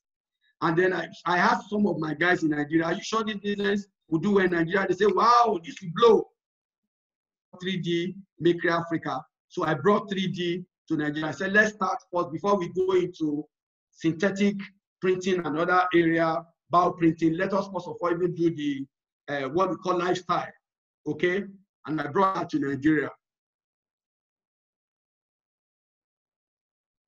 Not looking at the various macro forces that can kill the business. That business came to Nigeria, we launched it, I think the global investment of the Nigerian business is in excess of about $600,000 to $800,000 cash that went out from our fund. I tell you, it was a total loss. That business did not even thrive up to 1 year before the business collapsed, and we lost all the investment. What went wrong? A lot of things, but the most important is that I did not, as an entrepreneur, I did not look critically at the what I call the macro forces that shape any business. In a business was meant for Nigeria. The business did not just scale. It tried, push money, put a formidable team to roll. The business never left even the first stage. And we had a plan when we were starting the business to say, we'll start first with lifestyle or in 3D printing, okay? From lifestyle, then we are also going to go into bioprinting. But again, let me emphasize this. If you look at the 6 Ds of the exponential technology, as we speak right now, 3D is still at stage 2. You remember we talk about digitization, we talk about deception, then we talk about disruption, we talk about dematerialization, we talk about demonetization, and we talk about democratization.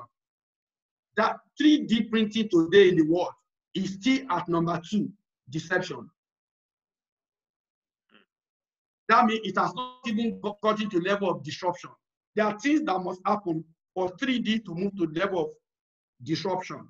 So what am I trying to say? So if you bring to me a 3D startup tomorrow to look at, I'm going to invest based on my experience, okay, of my understanding of what is the growth stage of that technology globally.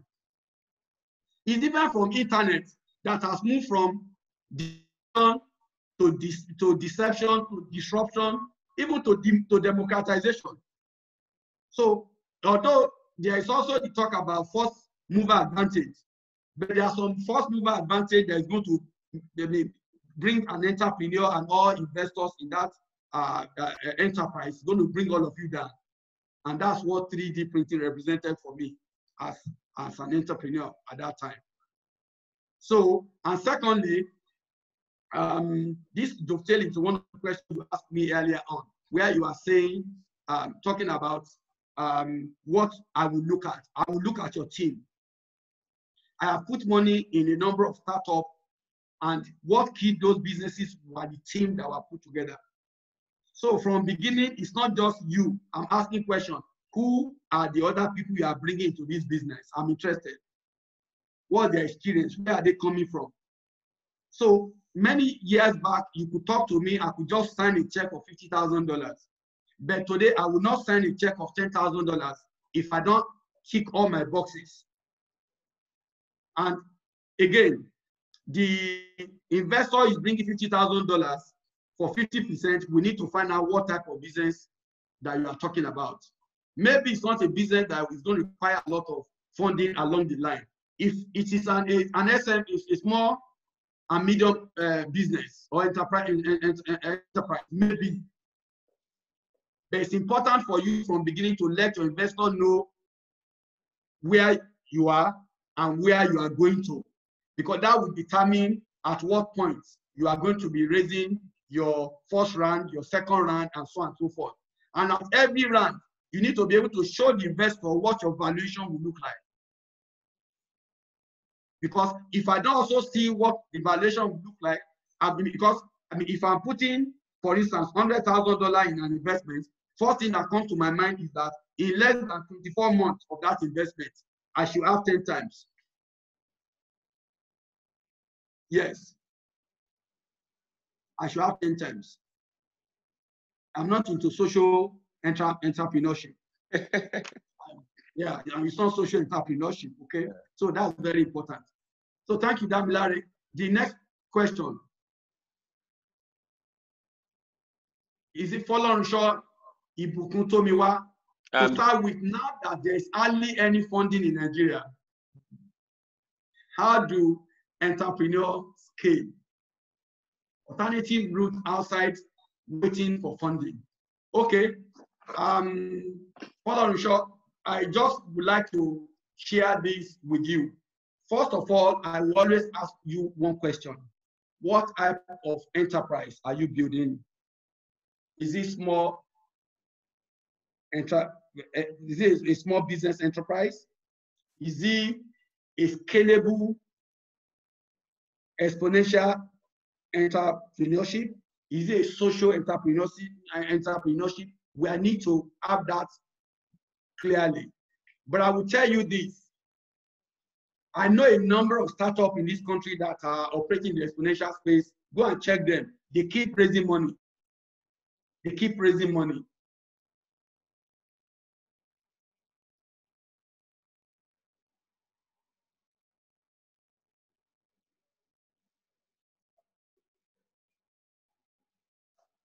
And may I also say this, if your dream is big, if you can be from your friends, okay? But bigger the vision, bigger the dream. Wow. Hello? I can hear you, sir. I can hear you.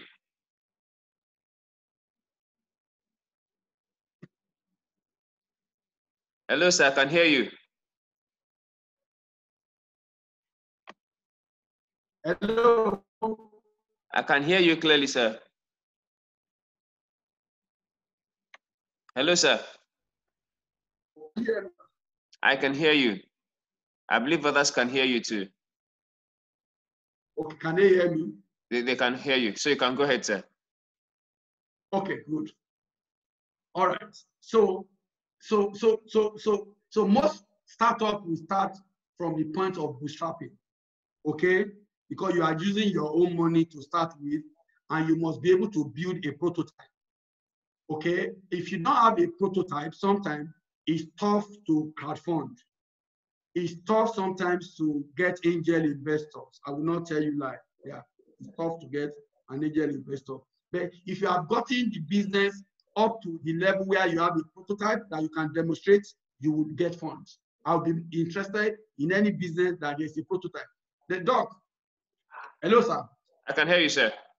You remember that there was a video, I don't know whether you can display that briefly from your end, that I shared with you some few days back. Okay. There's a young guy in one university, two guys in one university in the East. Did you see it? Yes, sir. Let me see if I can. They developed a band, okay? They developed a band that massively could help us in this COVID-19 era. Now, they already have a prototype. I'm interested in seeing that prototype. I'm interested in they are moving to have a form of patent. Okay, even if it's just an application, it will be easy to raise funding for that type of project because it's a device which is very relevant for this moment. So I follow on short, it's very important that whatever business that you are doing, you can show me or you can show any other investor whatsoever, you can show us a prototype. When we see a prototype, that will engender interest, and you can show us where we are going. May I say this? This is very important. You see, if your dream is not big enough, it may be tough to get investors who have lion hearts. So you rather just sit down with what I call getting funding from your family, friends, and fools. But if you want to get investment, engaging crowdfunding, angel investment, or VC, if you want to get funding from a crowdfunding platform or from an angel investors group or from venture capital, you must have a prototype. Because nobody wants to be involved in business that they cannot see the end. So what you sell as an entrepreneur is first of all the big dream. So I tell people, the bigger the dream.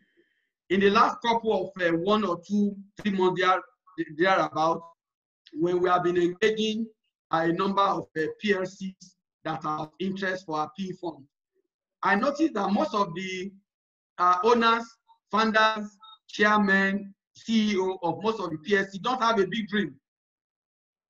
Why their share price is still at 20 kobo per share. So the bigger your dream, the bigger the funds you can access. But more importantly, you need to show me a prototype of what you have built. So that's why it's asked Doc that the young men in the university in the East, I think I can pull it up. Did you get it, Doc? I'm going to get it. I remember I have it here. I had it with you. I'm scouting for it.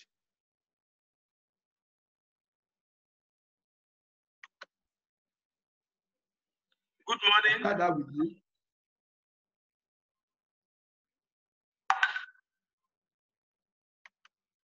Hello? I can hear you, sir. Okay. So that is the answer to follow Risho.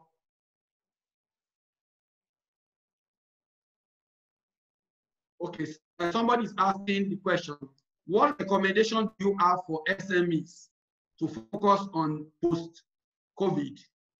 Okay. Okay, it depends on what the SME is, what they are into, how they receive funds, how they have been funded so far. There are a lot of social media engagements. There are a lot of social media engagement right now, saying that everybody should start producing PPE, should start producing face mask, and the rest of them. But I think COVID essentially has taught us, is teaching us one clear lesson as the people, that we have to focus on our health care system. And I see post-COVID a lot of opportunities. I pray that Nigeria, that we don't get to 5,000.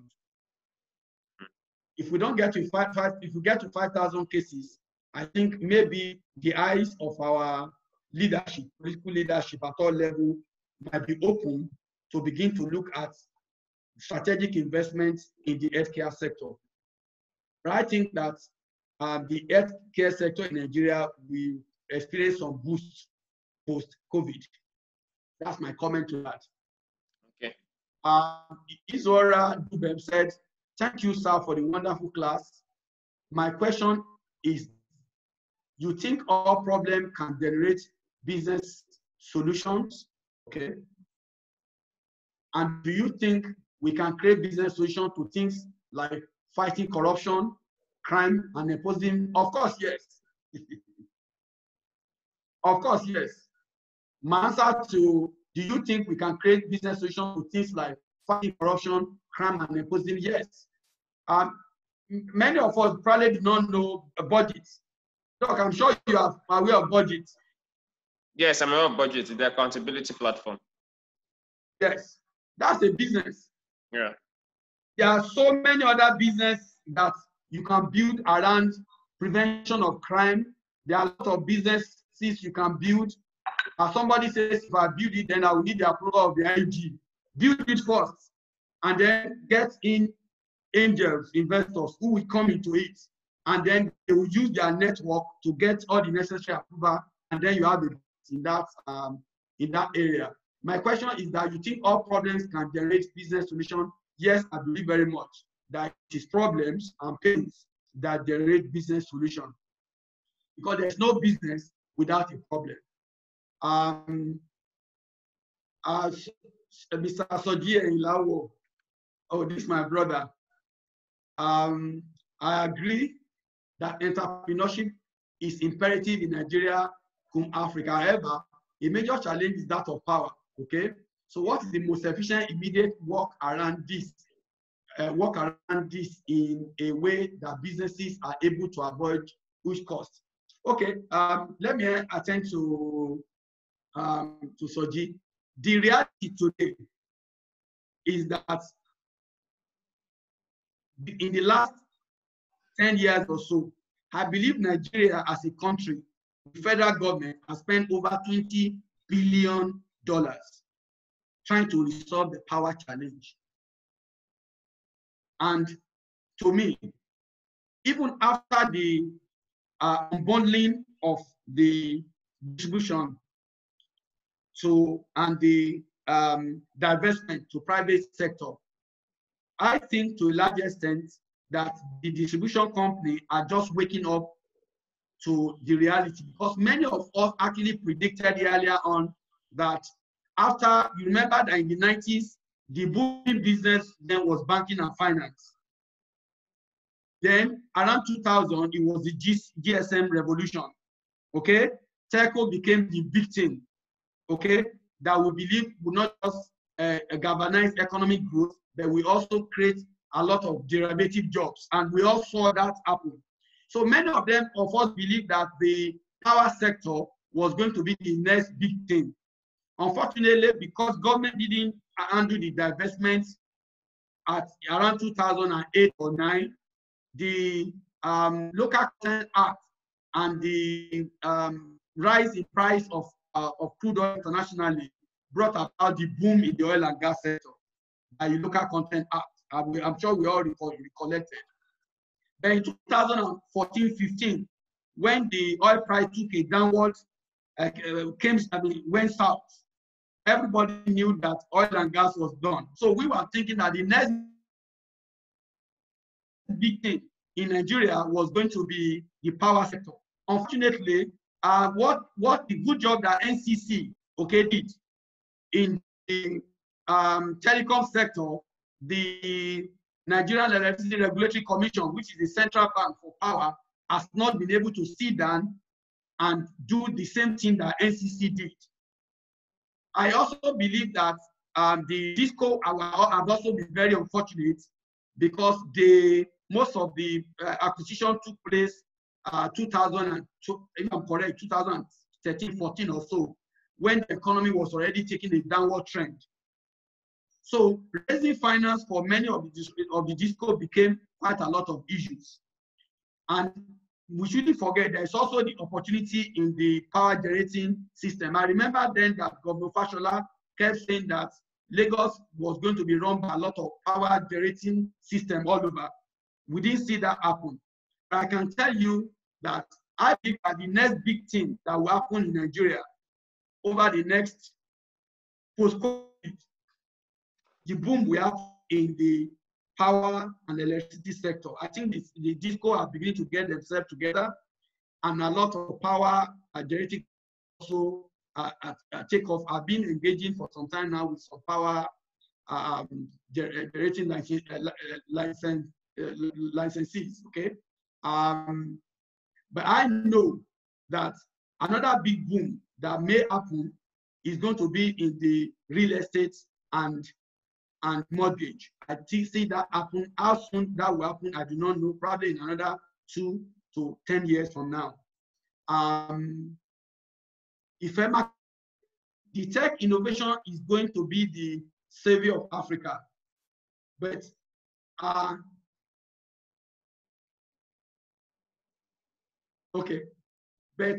but are the African people ready for some tech innovations? Many in Africa, because people do not adopt them and prefer to use conventional ways to go about their businesses. What is the reason for this? I have said that earlier. 3 things you cannot stop. It's unstoppable. God, you can't stop him. Government, you can't stop them. Technology, you cannot stop them. And technology, another thing I noticed that I have to say, if I mark it here, is that you mentioned that a number of tech startups have failed. Yes, it is true. If your solution is a copycat of what is happening in Silicon Valley or what is happening in the Chinese ecosystem, and you bring it here, and Nigerians are already using the solution from the West, it's going to be very, very tough for you to be able to escape. I'll give you an example. When Uber came, you will recall, Taxify came, which later on became Bolt. I know that there are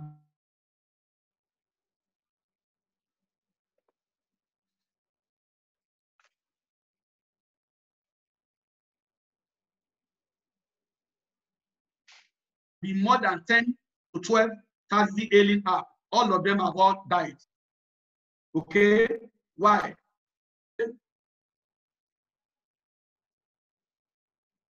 Doc. Hello, Doc. I can hear you now. It was breaking before. I can hear you now.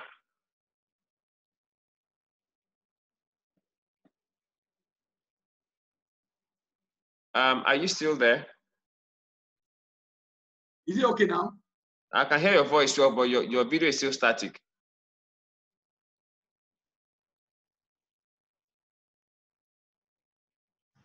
Can you hear me? Oh, okay, okay. I can hear you. Okay, it's better now.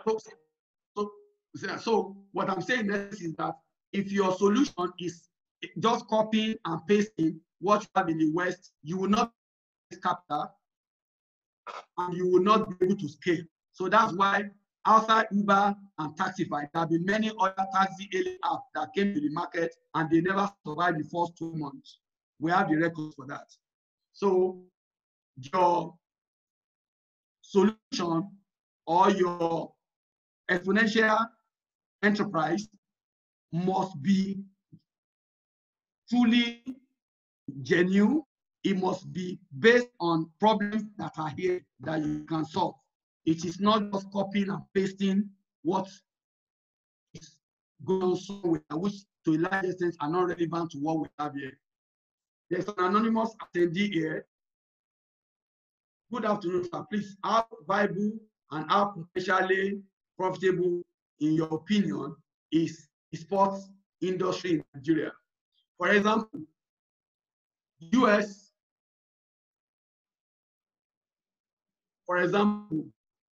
the US have Nike and Adidas, as well as Under Armour, but Nigeria have none. Is it that it's not valued in Nigeria, or is just not possible? Okay, so if I'm talking about Nike, Adidas, I believe that you may have been in the fashion business. Am I correct? I assume that. Because both Adidas and Nike are essentially the sportswear, wearable space, as it were. I believe that sport is big business, not just in Europe. But you see, there's something wrong with us here. We have not been able to get our sporting business properly harmonized in terms of creating the right ecosystem around sports. Until the, for instance, let's say football, until the Nigerian Football Federation, NFL, can properly build an ecosystem and get all stakeholders to work together, we may not have football in Nigeria the way you have it in La Liga or the one you have in the UK Premiership. So, but I believe that your question is not whether it's valuable, but what stops a Nigerian company from producing, for instance, the sportswear I'm putting on, okay, which is, I think what I'm putting on is, I think it's sport design. It's from Adidas. It's from what design? I think it's Adidas. I think so. It's Adidas. I believe that today, you see, about two weeks ago, I had a statement with the president of the Fashion Designer Association of Nigeria. Okay, and we engaged and we spoke. Fashion is big business in Nigeria. Fashion is big business in Nigeria. But that space too needs somebody needs to sit down and work. I don't know whether there's going to be PwC or consultant that know what to be done. So if you see what's happening in the fashion space, everybody's just doing his own thing.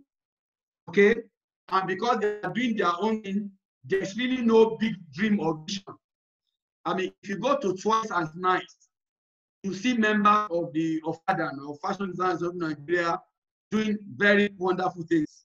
Okay, you see some shirts, you see some stator that they are, they have. This will shock you. Some senator clothes that will be here now come from China. Why? Because Chinese has capability, okay, to produce in mass. And when they produce in mass, the average cost of production goes down. So you may not be able to compete with them. So that's the reason why for a long time to come, we will use Adidas and we will use Nike. More discussion I've noticed are actually around software business innovation that needs up. No. How can we get our people into making hardware here in Nigeria to our own mining and processing and the crude craft, not often discussed even in small scale. For example, I wanted to create an electronic component, but realized that I can't without ordering it from China. How do we get production to Nigeria? How do we begin to manufacture like China? The most especially, how do we start small? Okay, Igora, thank you very much for your question. The focus of my discussion here is exponential entrepreneurship, which is totally out of the purview of your question. But I just like to make a quick remark. You know, when you want to produce anything, you have to produce stuff that you have competitive advantage to produce. So that is why you notice that for a long time, Nigeria as a country could not sustain the automobile industry. That's why many years ago, 20, 30, 40 years ago, we had the Volkswagen plant in Nigeria, we had the Peugeot plant in Nigeria, until our currency was bastardized. So bringing those items in, assembling them was no longer profitable. And that's how companies like Toyota, Honda now have to bring their dealership to Nigeria by bringing in not CKD, but completely produced automobile already assembled. So any business who want to produce, and when business that you are into that has to do with manufacturing, you have to look properly at whether you have competitive advantage in production. But I can tell you for free, Nigeria does not have competitive advantage to produce cars. And also do not have competitive advantage to produce electronics. That's I know. Emmanuel. So, sir, before you go ahead, sir, maybe just to also make it clear, because I'm trying to imagine what Dubem is thinking. So how can we, what can we do to bring Nigeria to the point of competitive advantage to enable, whether it's manufacturing or whatever kind of section of production that we're looking at? I know it's also around talents and skills, whether like what helped China is that they had built a capital base, I mean human capital base, technical skill to enable that whole process. So they just use the physical capital to augment. Okay, can I quickly just say this with due respect? If you look at the countries in the world that have competitive advantage over what we call high tech, because what we're talking about is high tech. Those industries are developed essentially by venture funds that came from the government. How many of us know that many of the companies, Chinese companies you see in Nigeria, is owned by Chinese government? Yes. CROs, ACC, CECC, all those big Chinese companies, they are owned by the government of China. So the question is, can Nigerian government do it? Yes. Can we become nationalistic to do it? Yes. If you ask me what space we can participate in, presently in the high-tech space, I think the area we should focus on technology is in design. We can design, okay? You can set up a platform in which you just call designer to design cars in Africa, okay? So remember the current Director General of the Nigerian Automation Council. Okay, I've forgotten his name now. He's in Nigeria. I think he's from, I don't know where, from Bauchi or from Adamawa. President Buhari has to bring the guy in from the US to become the DG of the National Automotive Council, which is supposed to be the agency of government that is supposed to help Nigeria to commence our own automotive industry. And the best we can do right now, if we are talking about high-tech automobile, we would essentially focus on design, and then we can focus on what I call part manufacturing, especially in the parts that the raw material is in Nigeria. For instance, petrochemical, we can begin to produce, I mean, sorry, I'm not an engineer, you know, rubber-like parts that we can begin to supply because we have low cost of production from the area of labor. But that is what the National Automotive Council will have to work on. Quite frankly, if I do a trajectory of development in Nigeria in when many years ago, around 1997, 98, I worked as a manager then in Guarantee Trust Bank. And GT Bank, interestingly, then transferred me. I was on deployment to Abuja. That is when I got excited, first of all, to know that the military government then set up the Nigerian Sugar Development Council. They set up the Nigerian Automotive Council. I mean, there are a lot of councils that they set up. These are government institutions that is supposed to bring us to the level of reducing our import dependence. But the way to approach it must be what I call light manufacturing, not high-tech manufacturing. That means we can produce parts that the raw material is here. It will be cheap. Our labor is cheap, and we can become supplier. If you take a car has average about 10,000 parts. Every car, Toyota, Honda, any car has average about 10,000 parts. So what you can do is just to take some parts that you know you can produce, sign a deal with Toyota, Honda, and produce for them here and export there. But when you are dealing, you must also look at the cost. How much are they willing to pay for every part you are producing?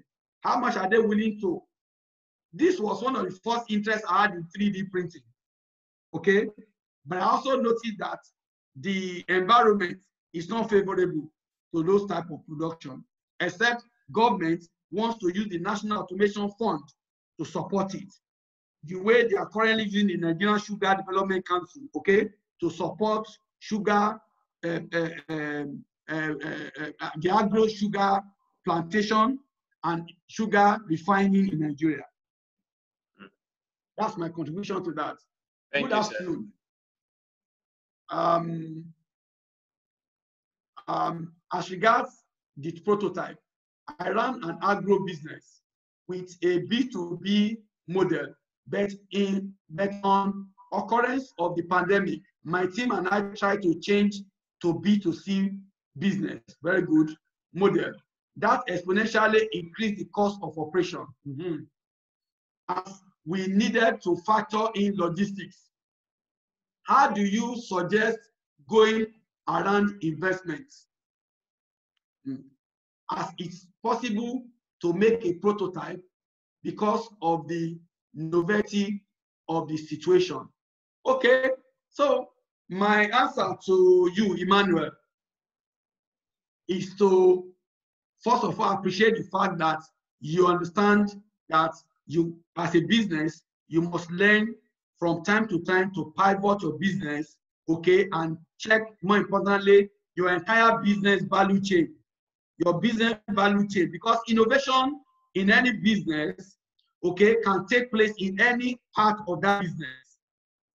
And those innovations would normally trigger a form of new business model. You can even create a new market. But coming back to what you said, my advice is this. I've seen a lot of startups, they want to be the one to build the prototype. They want to be the one to handle distribution.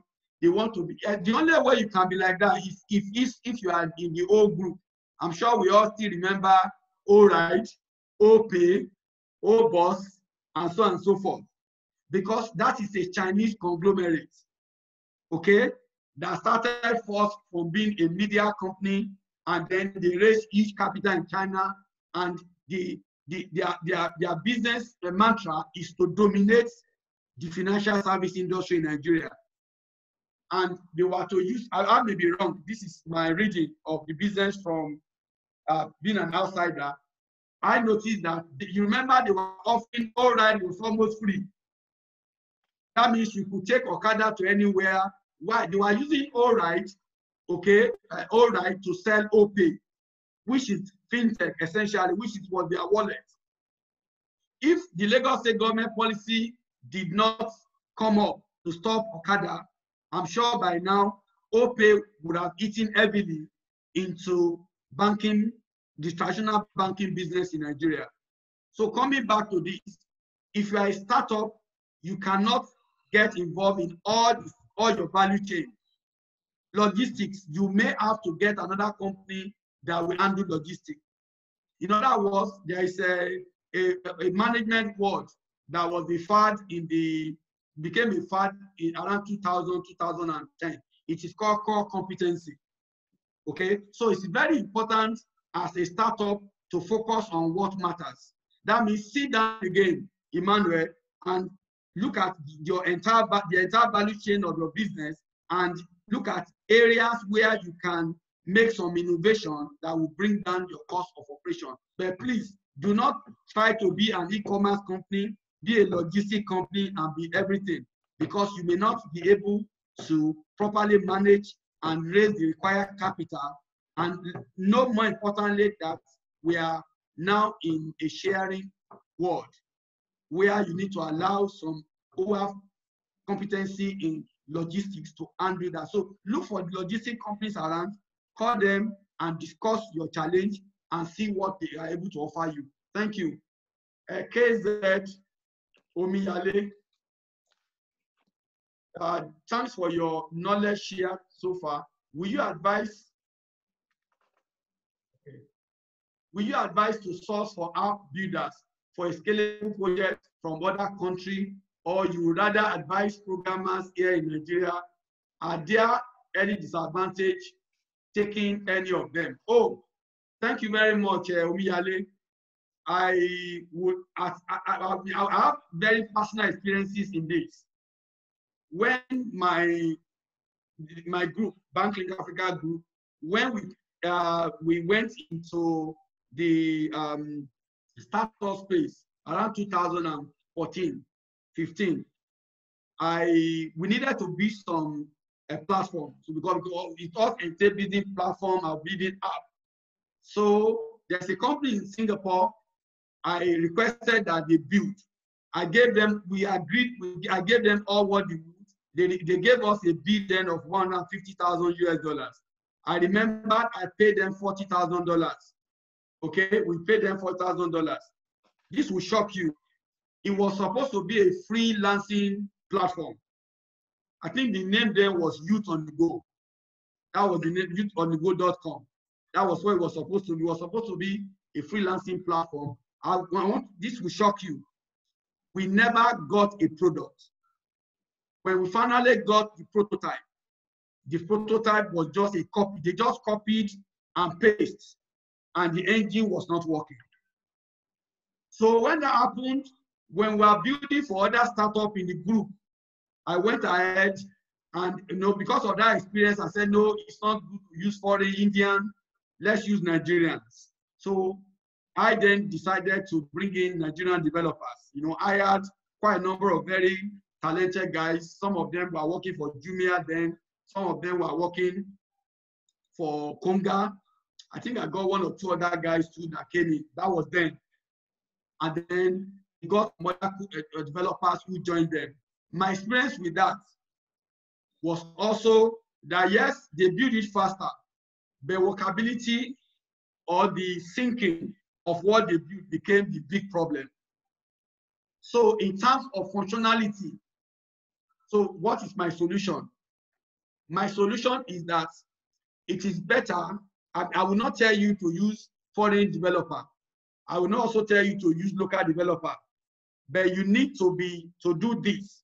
Whether you are using foreign or local, you need to be sure that the people you are using have the right experience to build what you want them to build for you.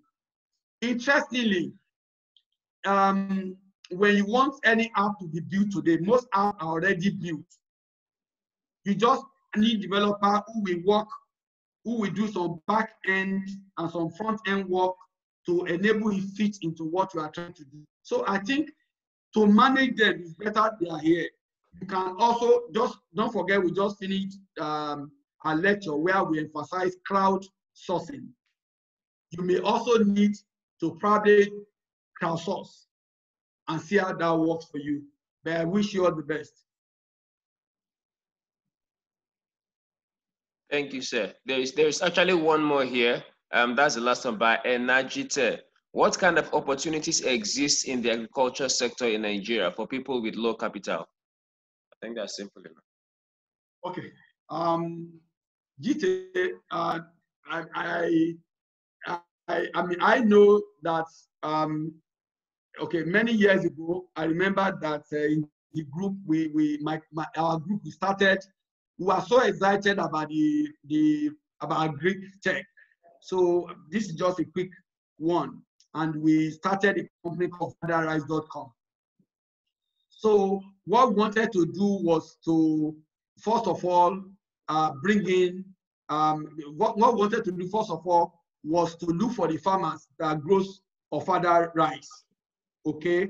Also look for those that packages the rice that are grown and put all this on a platform so that whether you are a restaurant, whether you want to eat Ofada from your own uncooked Ofada, you can have that on ofadarice.com. We at one point we were also trying to see whether we can get all the sellers of Ofada, restaurant that have Ofada, cooked Ofada. We also wanted to put that on our platform. But that business, to a large extent, did not also scale. I don't know what we scale was. Subsequently, we discovered that what we have done would just have been, let us remain a tech company and allow those who have expertise to do it. One of the few things we wanted to do at that time is to backward integrate such that we can invest in those Ofada farmers so that they can grow more Ofada rice. That was also part of the global view of ofadarice.com. I will tell you today, any business in Nigeria that has to do with food, we sell. The issue is what we sell. You need to research that and find out. Number two, you also need to create a business model around whatever your research discovery is. I wish you all the best. Thank you very much, sir. This has been a healthy and productive session. We really appreciate this whole session on exponential entrepreneurship and what you shared with us today. We deeply say thank you. For the participants who are still around, can we just appreciate him one more time by raising your hand?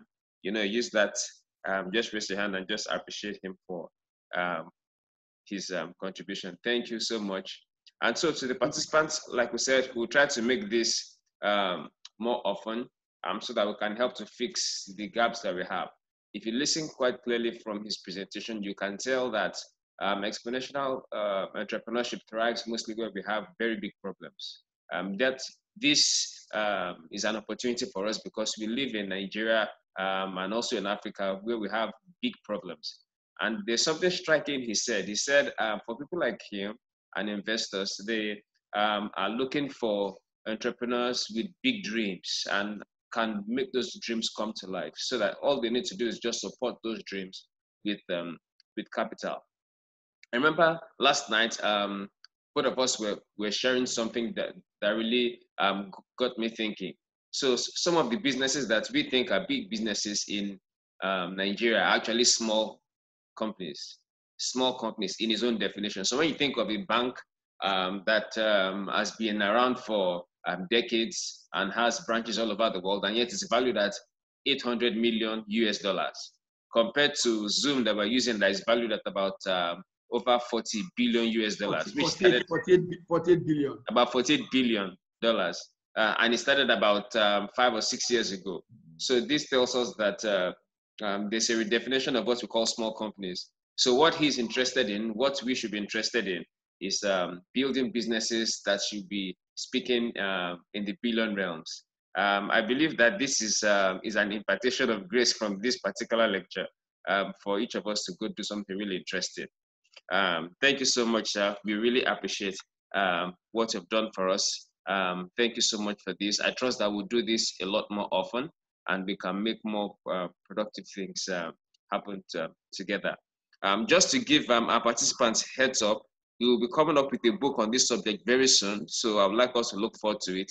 I would like us to keep in touch with the EduStart online community, where you'll be getting more information on this. This particular class actually has a classroom on EduStart online community. That's the link that you have on the poster for this class, and I'd like you to engage there so you can see more things involved there. Also, you can. In case anybody has any question, Doc, just a quick one. In case anybody has any question, I mean, I don't know where the question can be drawn for you, then I can react.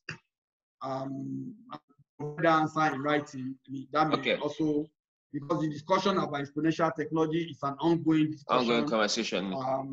Yes, ongoing conversation. Yes. Perfect. So this even makes it more interesting. So Dr. Ovirih actually is already on EduStart Global platform. He's one of the pro members there. And try to put your questions on the Exponential Entrepreneurship classroom. So there's a classroom there called Exponential Entrepreneurship. A number of you are already in that classroom. That's where you saw the link that you clicked here. While some of you got the link to this Zoom platform today, maybe directly. But there is a classroom called Exponential Entrepreneurship.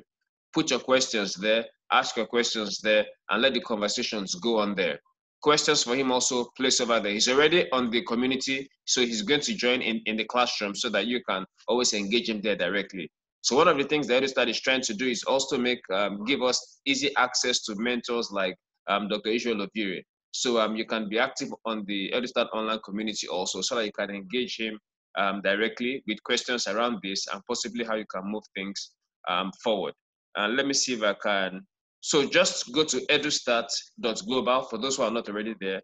Edustart.global, you find a link. Let me see if I can share my screen. Sir, please, can you exit your screen? Let me just see if I can show.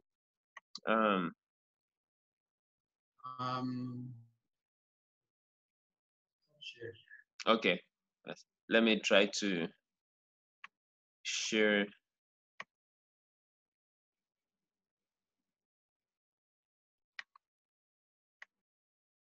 So it's as simple as, so I'll just share my screen now so that I can show you guys how simple we can make this happen. So EduStart.global.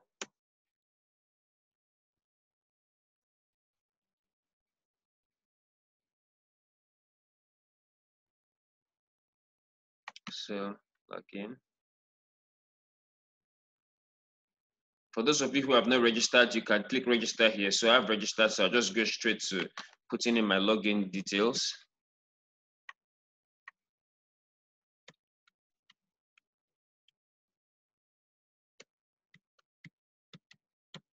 My password is long.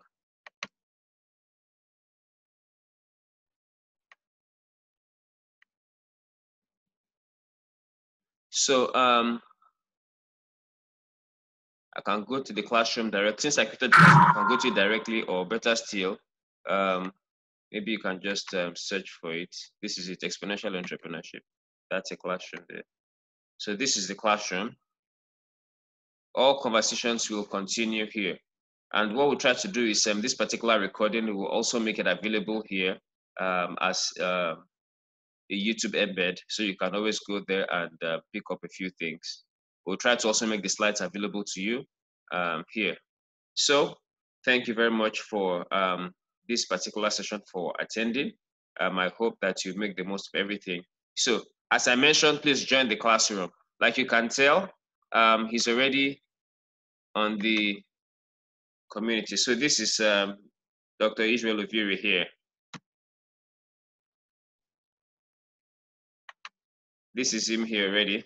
So you can meet him there and have a conversation with him. He's one of the mentors and also a member of the board of EduStart Global. Try to be in touch in the classroom where you can get updates, and you also get more information as to when we have the next conversation, particularly around valuation. He said that if he asks you about valuation, if he's not impressed, forget. So it's about valuation. Valuation is key here. Thank you very much. Dr. Ovirih, thank you again. We really appreciate this that you've done, for the time you spent, for your commitments, and for your passion. Thank you so much. I trust that for all our participants, they will end up becoming exponential entrepreneurs, for as many that desire to, so that we can achieve the dreams that we're trying to achieve. Thank you so much, sir. Thank you so much, our participants. We'll be ending this meeting now. Thank you so much. God bless you richly. Thank you. For questions, please go to the EduStart online community and put your questions there. Dr. Ovirih and myself will take time out to attend to you via that platform.